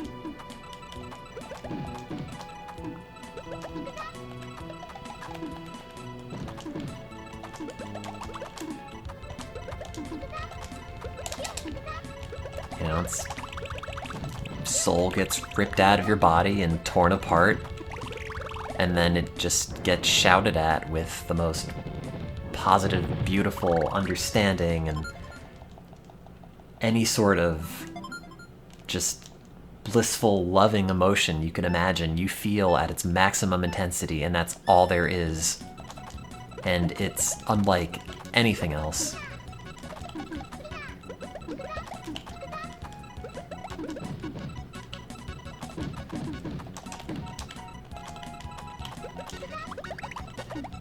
Yeah, I mean, I definitely do it again, but it's very much like a clear your schedule kind of thing, at least in my case.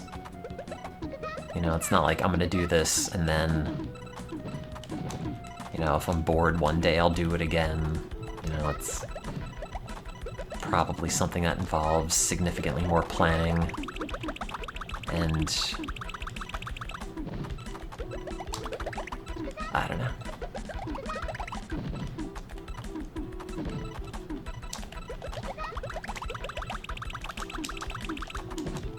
It's a lot to go through, and sometimes you just don't want to do that.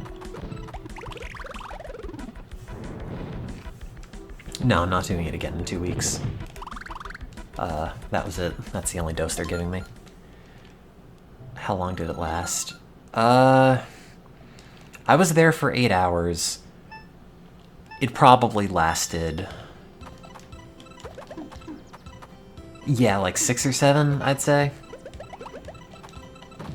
It's kind of hard to tell when it stops, because you feel pretty great for a bit. You know, I just sat there on the bed grinning a bunch.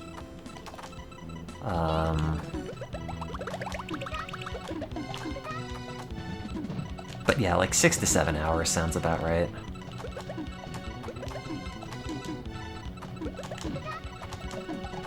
And again, there are also, like, multiple phases to it.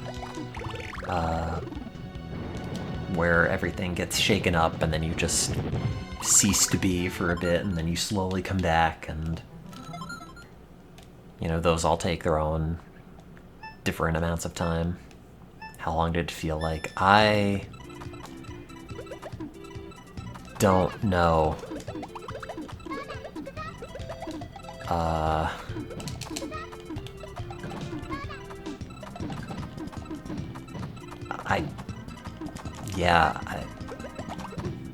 That sort of, like, time perception...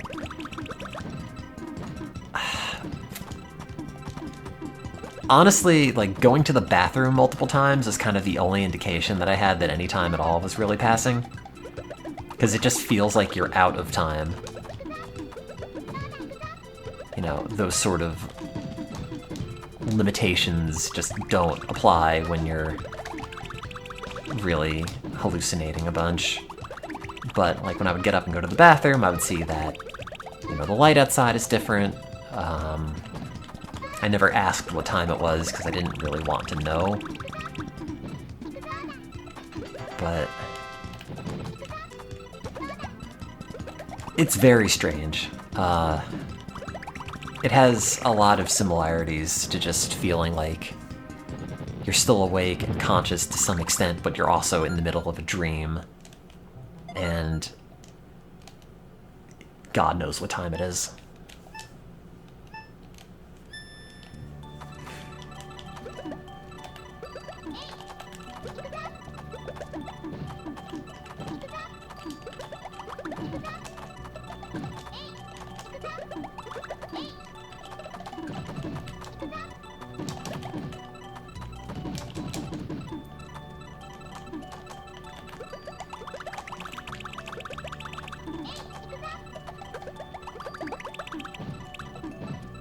Yeah, also therapists are kind of used to people not necessarily jiving with their style and switching to somebody else. That's kind of the point. If your therapy is not making you feel any better, you should tell them. Don't be afraid of hurting their feelings, because, you know, that's sort of their job.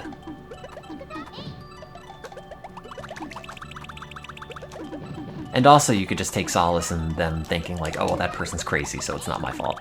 I didn't do anything wrong, they're just nutso.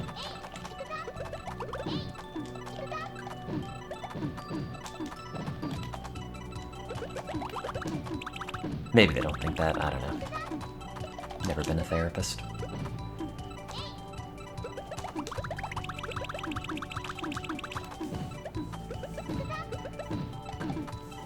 Yeah, I mean, I had a therapist for 3 years, and I left last September. And felt like a massive screw-up, like I totally let him down, I didn't do enough work, I didn't try hard enough. I'm still miserable and sad, and it's all my fault, and the person that tried to help me get out of it for years and years, you know, did their best, and it's on me, but, you know, that feeling fades, and, you know, if you feel like it's not being a productive experience, then you don't have to keep doing it. It's not a personal failing on your part, it's just how it goes. And I just paid that therapist the last $500 that I owed him from sessions I never paid back when my insurance lapsed. And these are the claims that my insurance rejected when I tried to backdate them.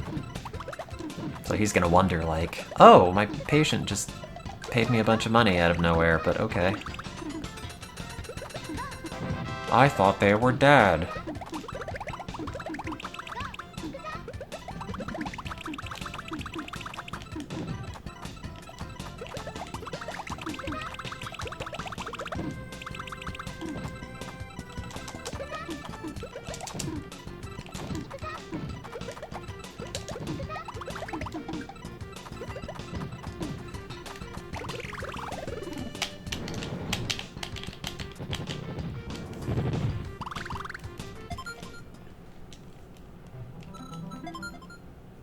Am I unusually positive? To be fair, I feel like I've said that sort of thing about therapy before, but thanks, I guess. I was pretty sad for most of today, so don't worry.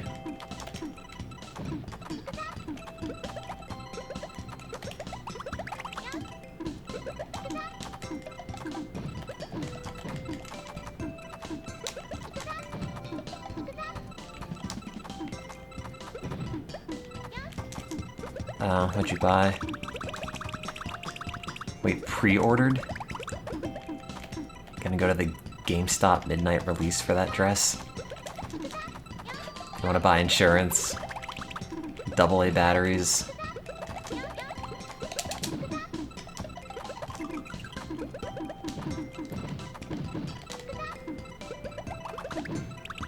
What does a therapist try to do to help you over the course of years? I don't know. I feel like I don't know, every therapist is different, every approach is different, everything that people are taught in is different, either from like cognitive behavioral therapy to the other one that I forget the name of. Is that like DBT? I don't remember. I think it's that, like dialectical behavioral therapy. You know, what they do is different based on their training. I stopped going to mine because A, the copays and everything were starting to add up and it was getting very stressful. And video appointments during COVID were not helpful, and I don't want to stare at myself while I'm being sad over a camera while the connection cuts out like 3 times a session.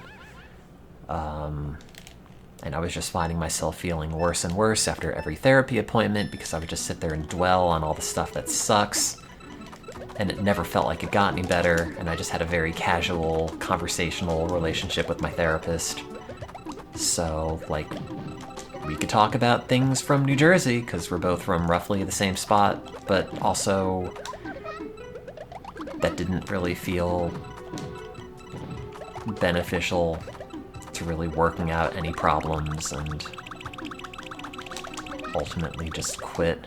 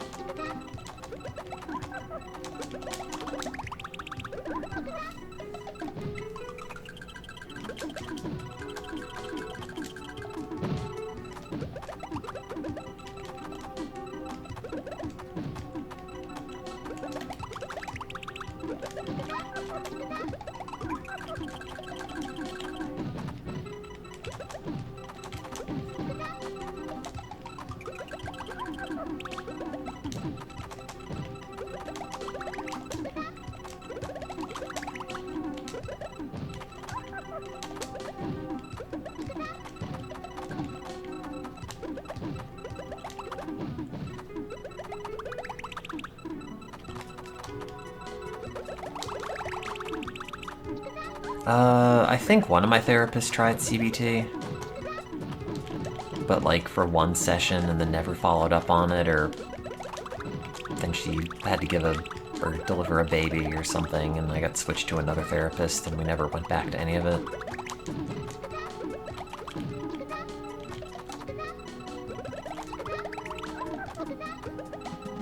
It'd be cool if they tried giving you CBD for depression.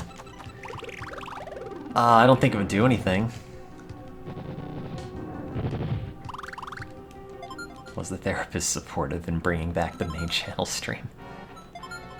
I guess. I mean, he's supportive generally. Sans just when I'm like, I want to die, in which case he's not, but other than that,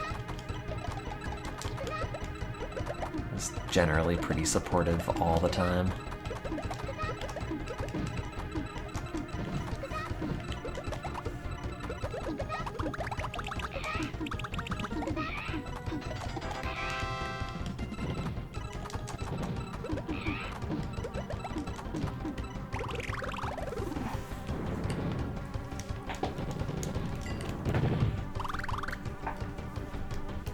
Is it okay to break up with your therapist over text? You can.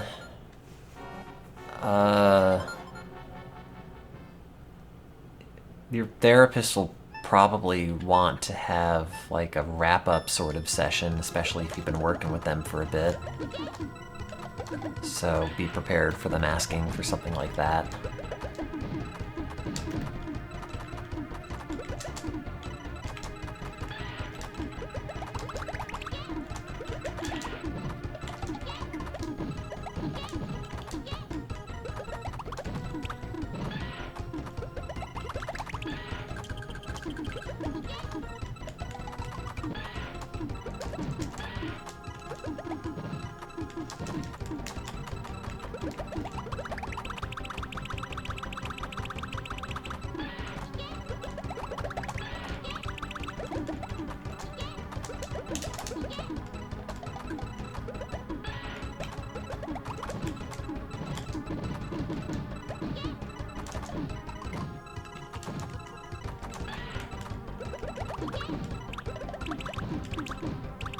Hello.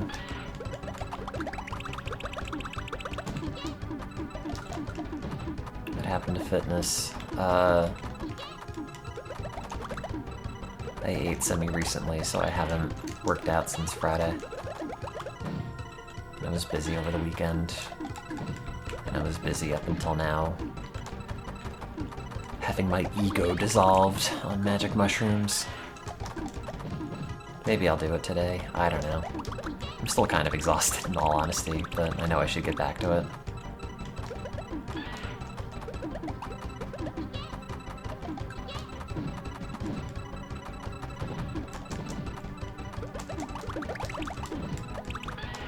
Oh no!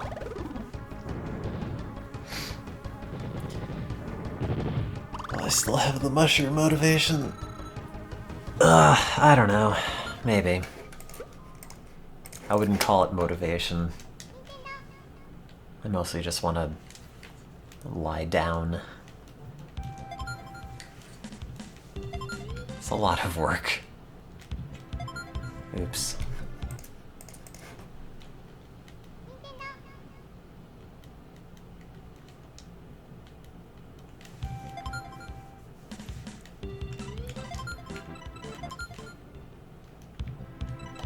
But I'll see. If I do it, I may or may not stream it. Yeah, no, I felt great when I did it for a while. You know, whether or not that's a matter of exercising a bunch or just your brain having like a good month, I could not tell you. I'm sure the exercise had something to do with it, but everything is so much work all the time.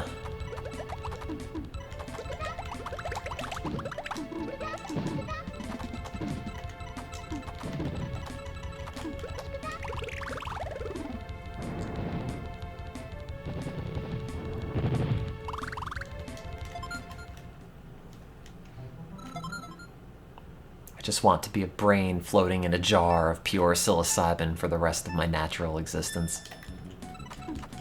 Is that so much to ask?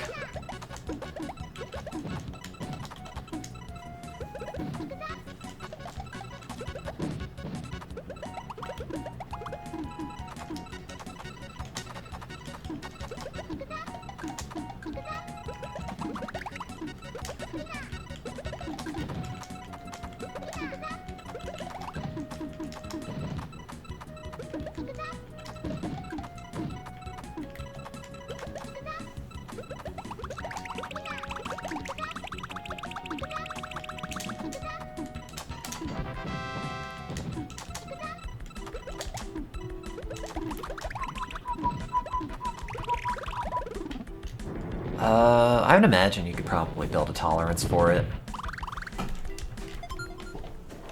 I mean, honestly, you could build up a tolerance for pretty much anything that's neurochemical.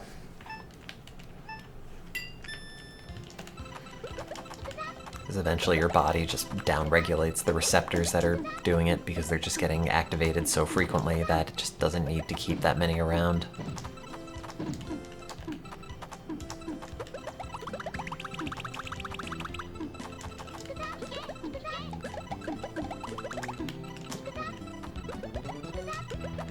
You know, and like trying to utilize something that would then, you know, alter gene transcription or any of that receptor internalization. It's just playing with too many factors and is just not feasible to do, I don't think.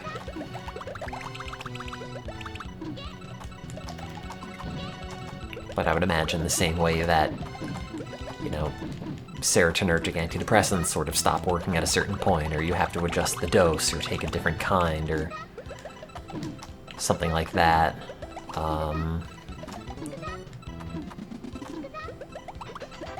Probably could happen to you with psilocybin, just due to the sheer amount of activation of the serotonergic system that you're creating. Can't you take more? I mean, you could, I guess. I mean, without the psilocybin in your system, you'll probably just feel like shit. Because you'd have, you know, reduced the serotonergic signaling, I would imagine, with your own endogenous levels of serotonin, which would also probably decrease, in addition to receptors being desensitized. But this is me just spitballing, I don't actually know.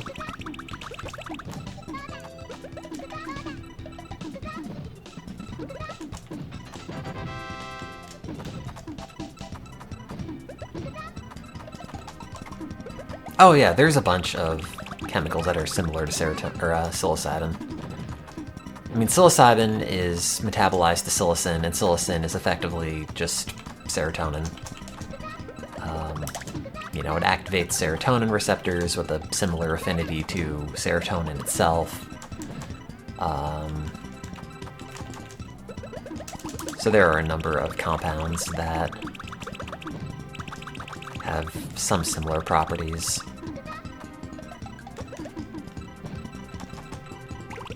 Or certain ones that are more biased toward other serotonin receptors.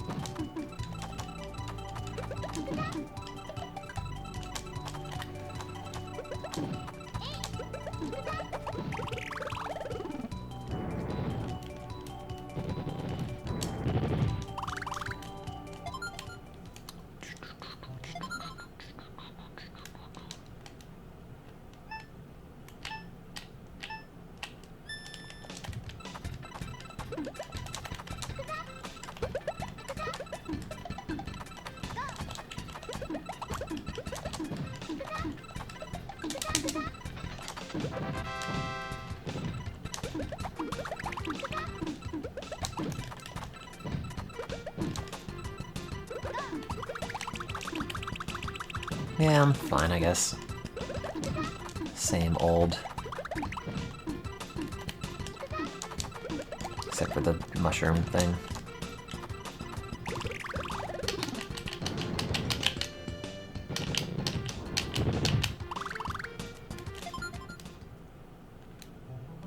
You know, that little thing. God, it felt so good. Just walking down that hallway back and forth. Go to the bathroom. It's just pure bliss with every single step. Every time you see a person pass by you in the hallway, it's just joy. Just want to look at them and tell them how great you're currently feeling and how thankful you are that they exist. Oh, drugs. Oh, I don't know what I do now. I'm not like in a rush to do it again, because it's a lot. But if I wanted to do it again, I don't exactly know what I would do.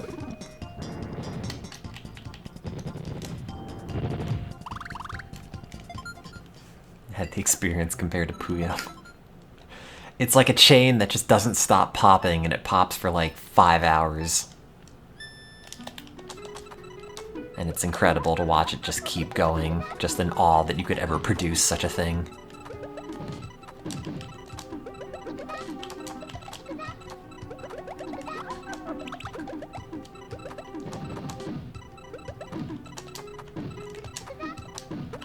Yeah, I mean, I've looked. It's apparently not super difficult to grow your own. But,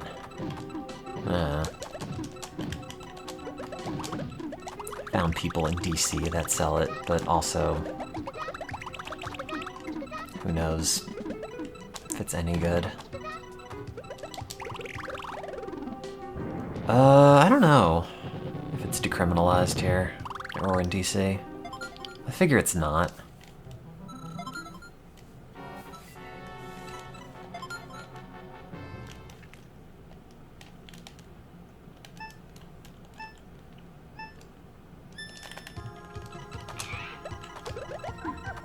I mean, it could ruin lives, I don't know. It hasn't ruined mine yet, but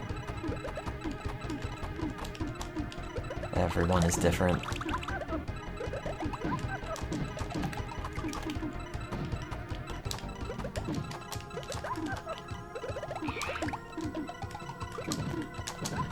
But, you know, it's something to experience, and I'm glad that I experienced it, because it was nothing short of incredible, with honestly no negative effects so far.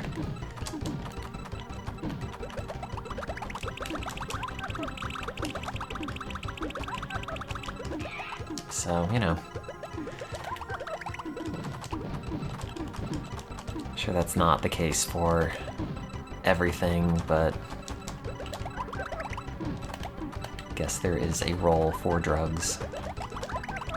I say as if that's a new, shocking, original thought.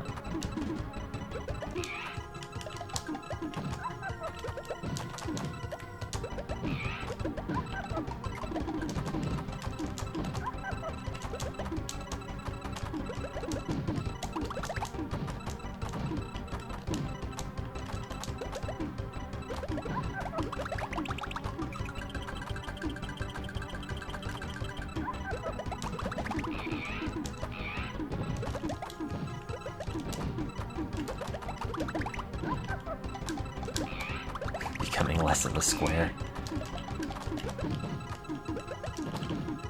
Oh, you have no idea.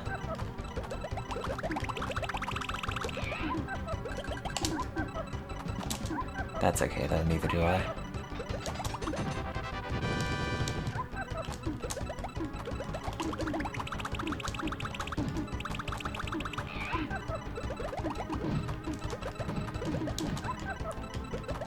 But yeah, another thing is like... Oh yeah. That's right, the square hole. I haven't thought about that in ages.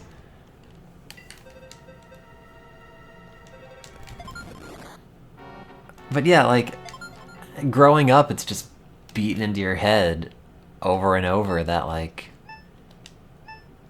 drugs and altered perceptions and all that are just for losers and burnouts and weirdos. And, you don't want to be one of them. And it just leaves you with this feeling during the experience that, like, wait, I could have done this so much longer ago.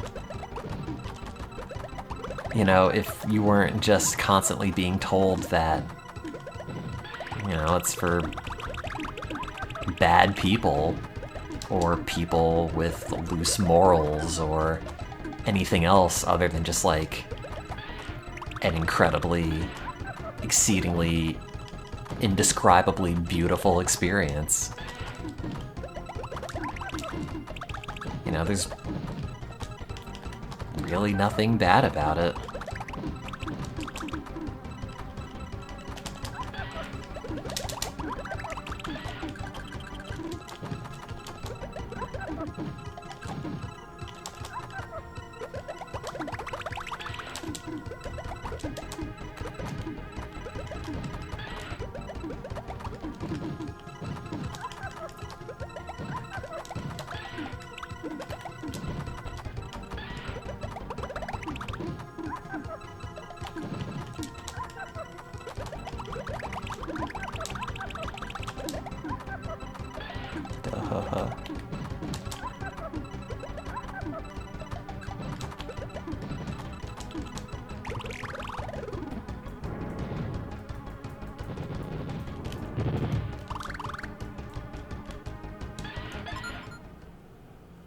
Did Dare have a mascot?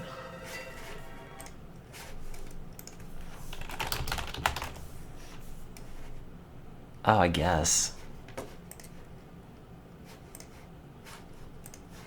I love that the internet has just made me look at this, and then my first thought is, I wonder how much porn exists of this thing. I'm sure the answer is a lot.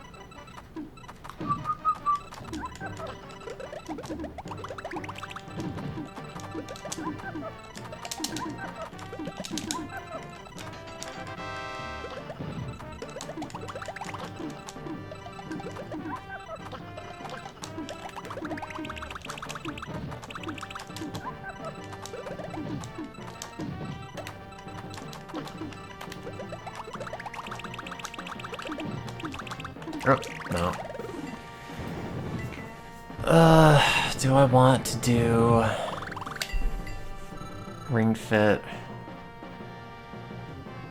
I mean, I don't. Not really.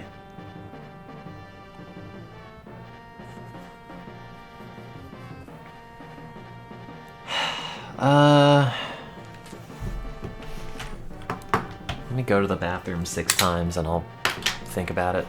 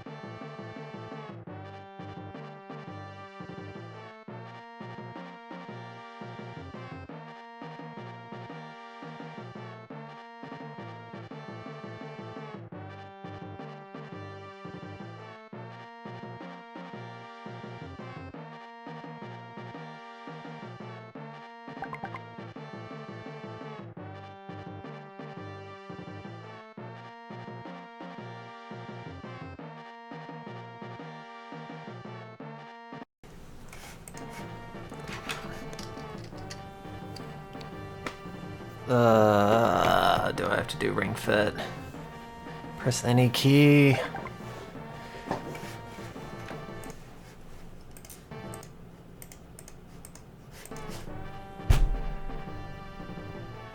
I guess. I guess. I don't want to. I really don't. But...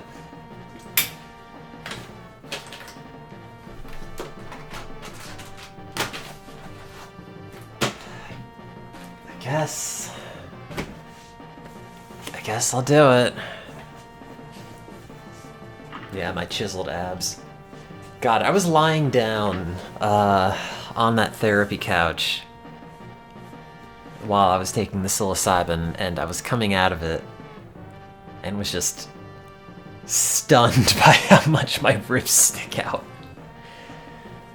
Just like the bottom ribs, just like a lump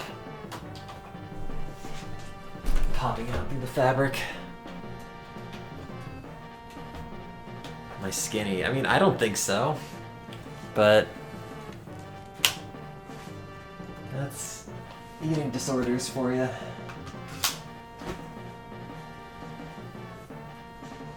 Scale said today I was 158, which is slightly lower than it usually is. Oh, come on, Joy-Con, connect. Yeah, but maybe my ribs just stick out. Big ol' rib cage.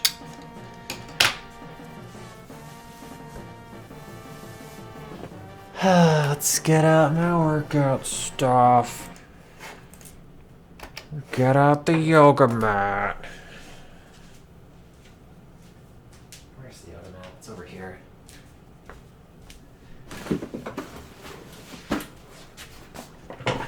Da da da da. Oops.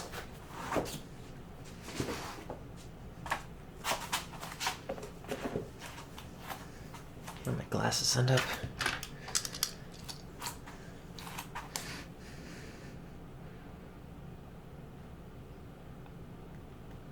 What did I say? Double lewd clippy emote.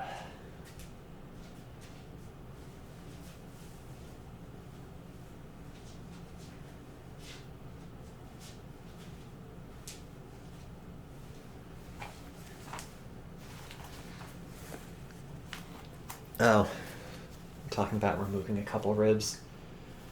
I'm good. I'll make do with what I've got.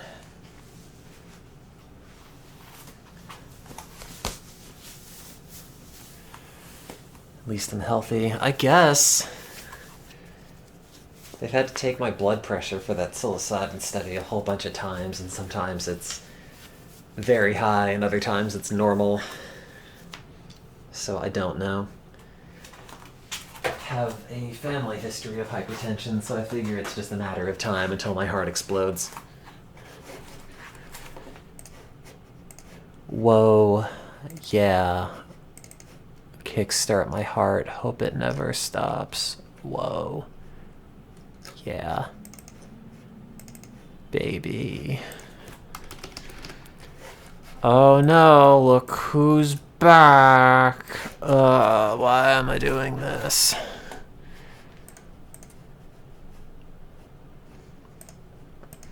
Cannot believe you bullied me into doing Ring Fit. When all I want to do is lie in bed and watch YouTube and eat ice cream. And this is like diametrically the opposite.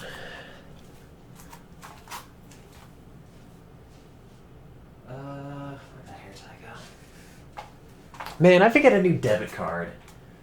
I went to a Starbucks drive-thru and paid with my debit card, and the person at the window said, like, "Oh, sorry, our portable credit machine does not work. Do you mind if I take your card inside?" And I told her, yes, sure. And she did, gave me my order, and then I never got my card back. And I didn't realize until days later that it, I guess, is still in that Starbucks, and I called, and they said, "Oh, if we have it, it's in our safe, but it'll take a little bit to open it and check. I'll call you back in like 3 minutes." That was like 3 days ago, and they've never called me back, so. Whatever. I've already canceled it. I just have to go and get a new one.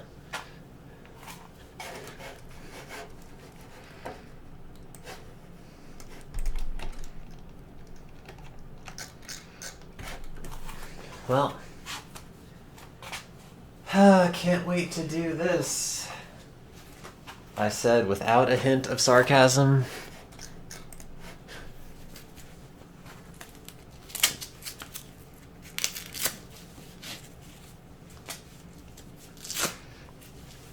Can't wait to plank.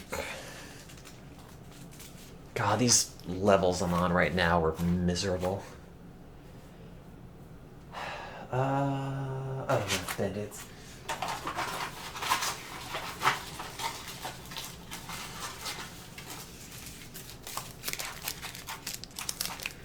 It's like taking my vitamins. When I was a kid, I would get Flintstone vitamins and I would stick them in my cheek and then leave them there until I got to kindergarten, and then I'd spit them out because they were gross.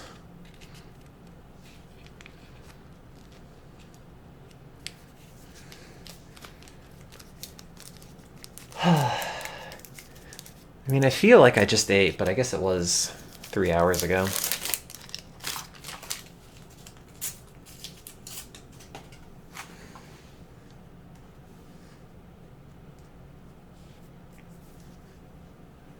Like a hardened patient in prison. Yeah, there you go. This purple chalky lump that looks vaguely like Fred Flintstone. Refuse to put that in my body. You say it's good for me, man, but I know what's good for me. It doesn't come from the Stone Age. I never had the gummy Flintstones, so I don't know. I just had the gross chalky ones. And I mean, I ostensibly grew without them. Why am I doing this? I so very much don't want to. I like how the adventure icon is just like, hey, it's the game you bought. Remember the box? That's me. 209. Oh, I should get some water.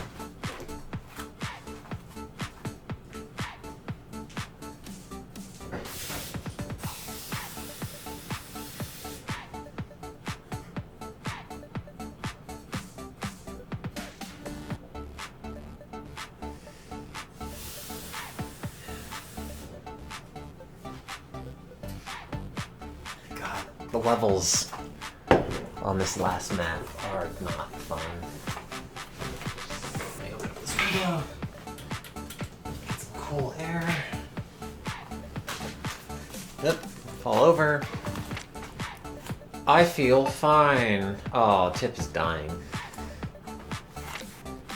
No, it's fine for now.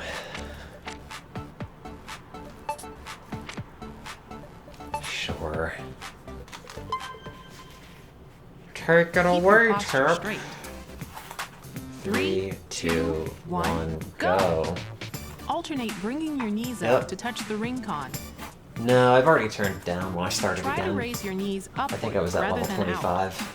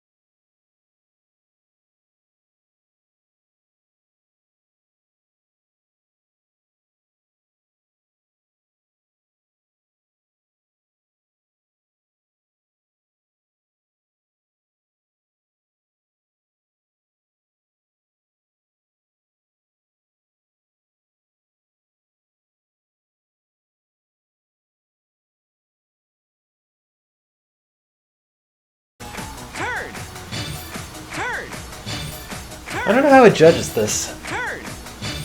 Turn. Like, what I'm doing for 100 is no different than what it gave me for 90. Turn. Turn. Turn. Stretch upward. Shut up, Ring. Turn. Didn't ask you. Turn. Turn. Turn. Halfway there. Turn. Turn. 20 more. Turn. Turn. Turn. Turn. Turn. Turn. God, Turn. it just goes. Turn. 10 more. Turn. Turn. Turn. Turn. 5 more. Turn. Turn. Turn. At least the next one's easy. You made it! Digress. I might be disappointed how many calories. Oh god, not even 100. Ugh. I hate you, video games. Okay, let's move. This will focus on working your legs. Good job! Nice! Awesome! Great! Neat! Alright! Fantastic! Never ends. Excellent! I don't even remember how to do the next one. Yes! Yes! Very nice! Okay! Is that the air humping one? Okay! Amazing! Well done! Keep it up! Fine work! Great! 5 more! Fantastic! Amazing! Great! 3! Good job! Nicely done! Fine work! 1 left! Okay! You made it! Yeah. Excellent.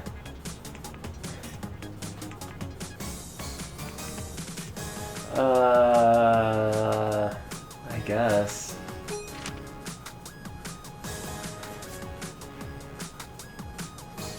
Tip has a very defined butt. Okay, let's move. Make a straight line from your shoulders to your knees. I was thinking about straight, hang on. Oh, that's much easier. Very nice. Wonderful. This feels so ridiculous. 34?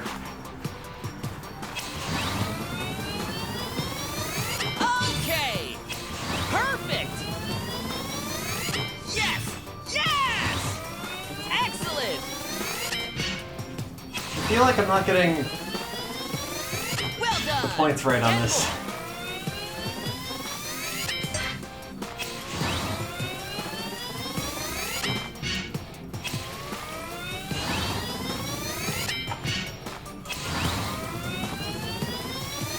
All right.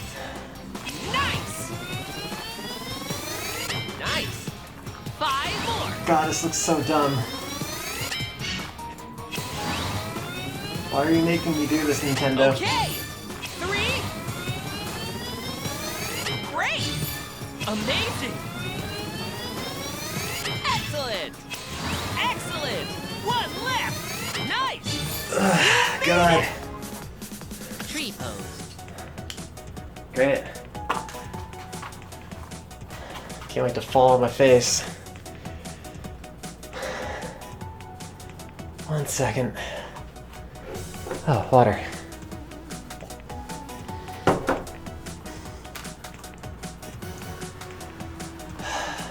If you stand on both legs, though, that's not even the tree pose, that's just standing up. Slowly bend to the left. Slowly return to the starting position. Keep your balance by putting weight on your supporting foot. As opposed to the other foot that you have up, which cannot possibly support your weight.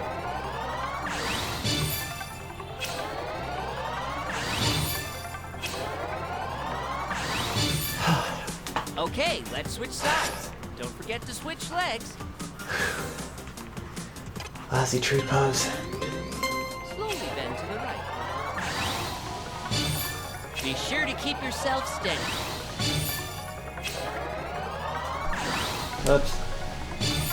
Slowly return to the starting position. I only lost my balance once per each side, Excellent. so that's not the worst.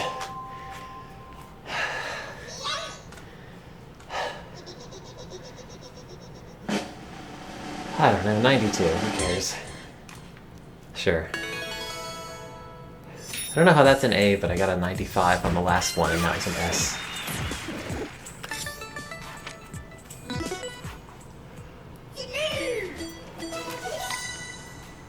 Wow, shoes that are worse than the ones I currently have? You shouldn't have. Really shouldn't have. Hey, what if you did the fitness gym again but did it better?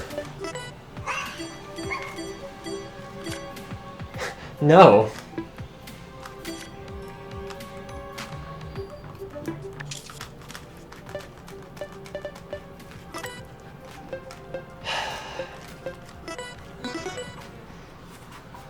God, are the only things that I haven't done for these just the fitness gyms? Oh, God. Oh, oops, I didn't... Okay, well, it only said 2 minutes, so how hard could this be? I wonder if it's 2 minutes based on the skills you currently have, or your level or something, or Select the skill. if they just generally think it's always going to take 2 minutes. Shake your hip. I assume it's based on the level, because they'd not be able to kill them as fast. One, good. 1, 2, 1, 2. Move while focusing on your waist muscle.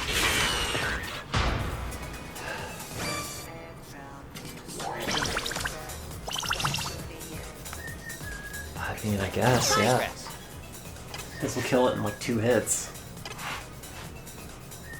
Okay. See, these are good. Breathe out when you close your legs. Well done. Okay. Quick things that you can knock out. You don't have to worry about doing it for like 5 minutes straight. Okay.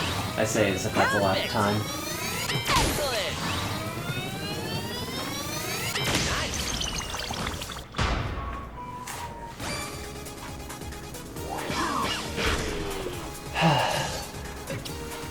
Mountain climb. I guess.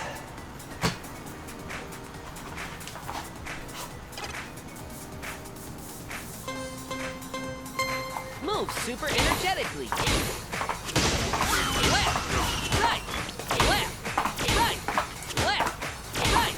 This will focus on working your legs.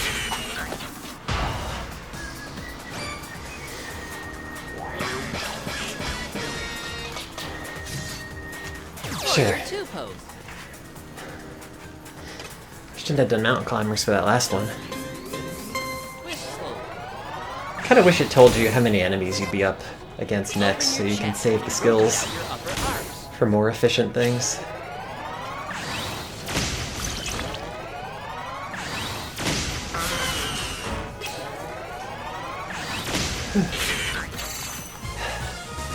Great hustle. Keep it up.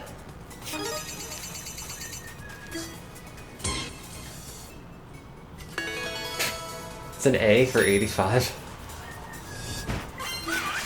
Maybe because it only took 4 turns, I don't know. Wow, great.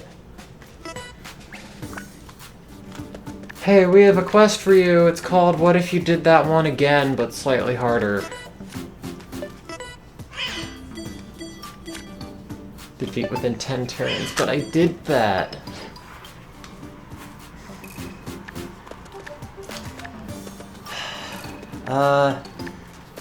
There's a second run through this, I believe, after you beat the first pass through, which I haven't done yet, but I'm on the last level, like 60% of the way through it. So I don't know. Okay. Let's select the skill. Shake your I mean, you can just go back and do the levels again whenever you want.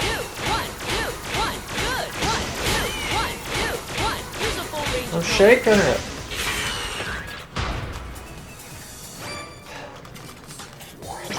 Yeah, I noticed. Your responses were very fast. I was kind of surprised. Because I couldn't tell if you were replying to me or to somebody else. Because it was so quick at one point. Move super energetically. Right, left, right, left, right, left.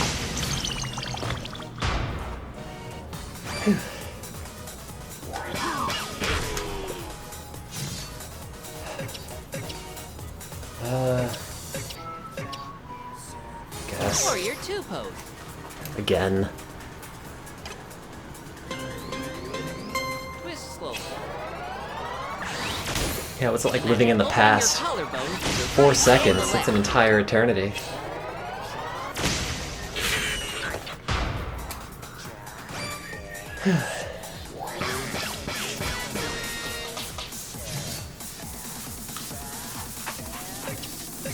Mountain climber.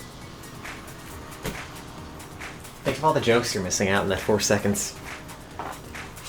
You're missing out on in that 4 seconds. Go. Move super energetically. Left, right, left, right, left, right. This exercise is also great. Right. You made it. It's true.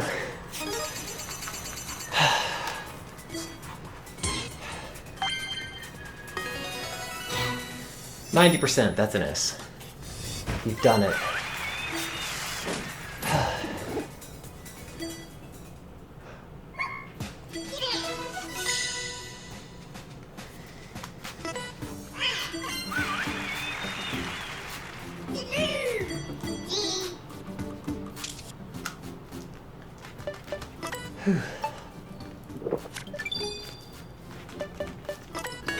Great.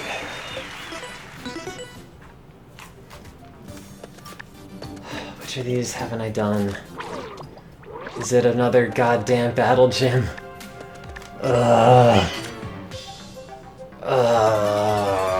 Fine.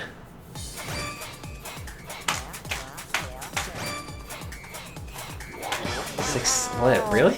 2/3 of a second, huh?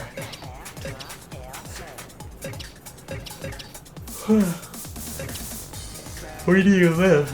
I mean, like, state-wise. Front press. Okay, let's go. Is it close to Maryland? Bend your knees slightly as you do this. In Maryland? Excellent. All right. Great. Okay. Fantastic. Oh no, she's in the bedroom. All right. Perfect. Not again! Well done. Nicely done. Yes. Yes. Nice. Keep it up. Good job. Excellent. Very nice. Neat. I think I'm just gonna go for half an hour.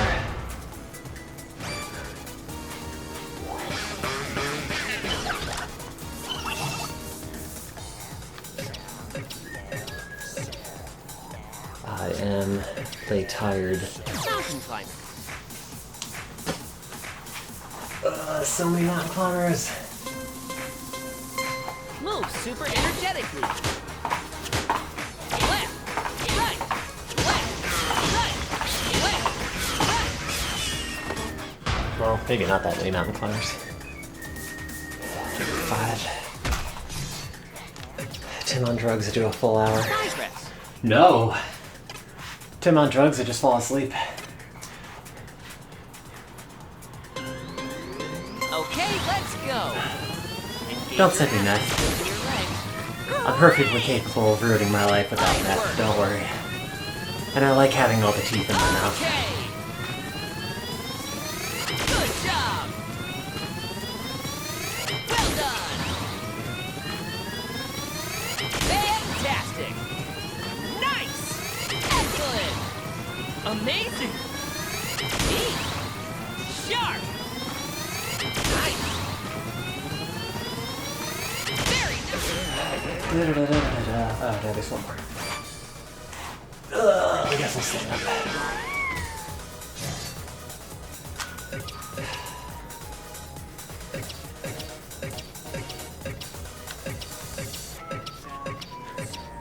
Warrior 2 pose. Guess I'll do more of these. Twist slowly. Avoid bending the wrist of your ring contact.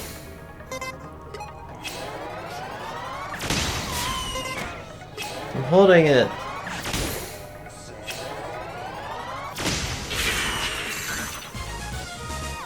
That was amazing. There's a minute and a half left for half an hour.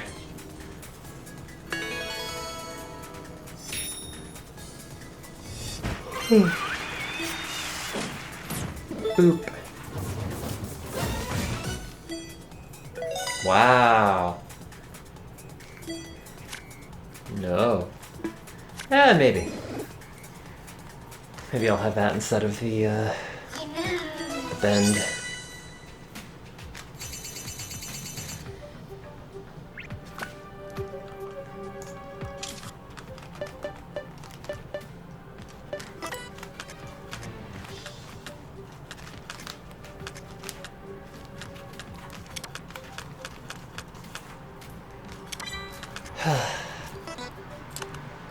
Hey, what if you went back into town and then the robot said, hey, fight the same enemies again? Wouldn't that be funny? But that certainly wouldn't be what's gonna happen. Oh.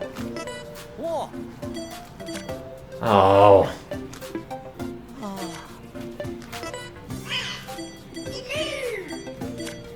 Fine.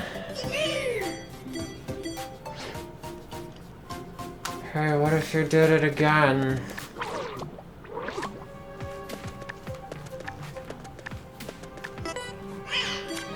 Yeah, I have like 42,000 pineapple rings. I don't need another 500. I'll give you 500 just to end that. Hell, I'll give you 1,000. 10,000, I don't care. Enemy's color, then select a skill. Well, if I have to get a good rate ratio, I should just start making sure it's front-loaded with hundreds. Okay, let's move. This exercise targets your leg. Good job! Step on it 3 times. Wonderful! Fine work! Got it. Good. That'll keep you going. I guess. Ugh. Overhead lunge twist. Okay, let's go. Be sure not to bend your lower back when you raise your arm. Fantastic! Amazing! Well done! Excellent! Okay! Keep it up! Yes! Yes! Neat! Amazing! Very nice! This one just goes. All right! I guess the one I replaced it with also just sort of went. Great! Nice! Okay! Perfect! Great, let's pick up the pace. Oh. Good sounds.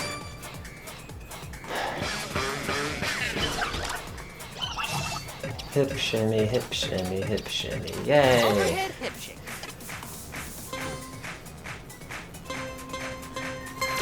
Shake your hips. 1, 2, 1, 2, 1, 2, 1. Good. 1, 2, 1. Great. Wish they were all that easy.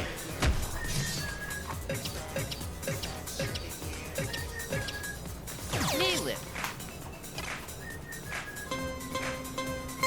Move super energetically.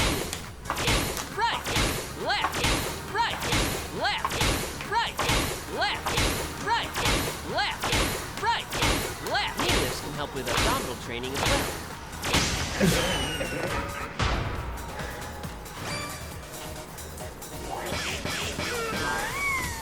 Don't. Oh, never mind.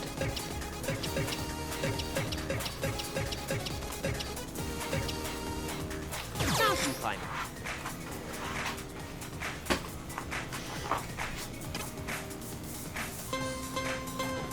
Can't even do a full hour. Move super energetically. Left, right, left, right, left, right. This exercise is There. great job. Go drink some water. Don't bite me.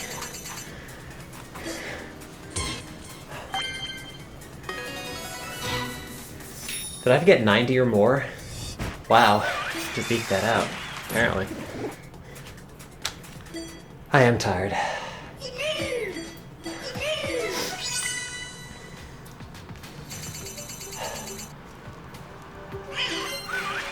Game's gonna say, hey, good job. Burned 100 calories. We're all disappointed. Don't worry, game, I'm disappointed too. Let's close this window.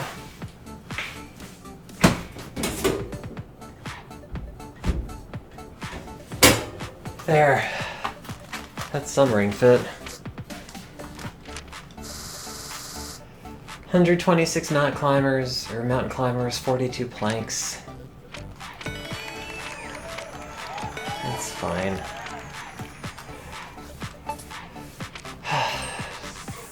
If you don't use your muscles, do they turn into fat? What? No? Well, that doesn't even make any sense. If you don't eat that steak, does it turn into ice cream? Like, no. Okay.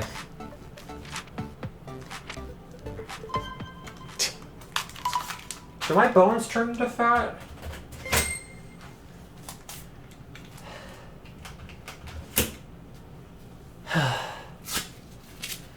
Okay. I'm gonna call it for now. And I'm tired. Gotta wipe down the mat. Oh, where'd my spray go? Oh, I use it to clean the bathroom.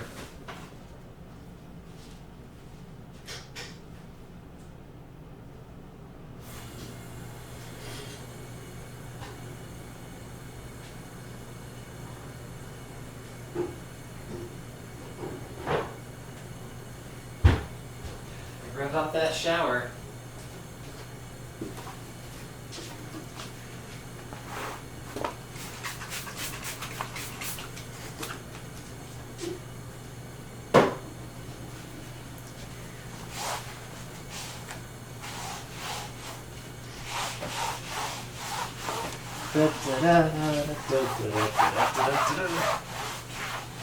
There.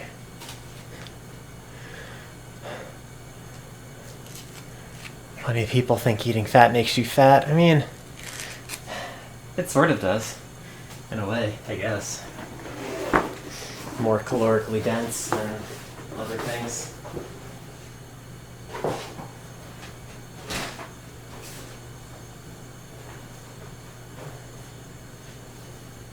I don't know.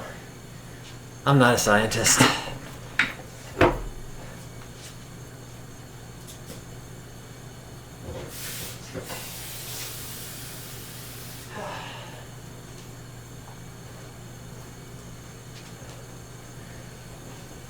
Well, off to the shower, I guess. Not gonna stream that though, sorry. Okay, bye.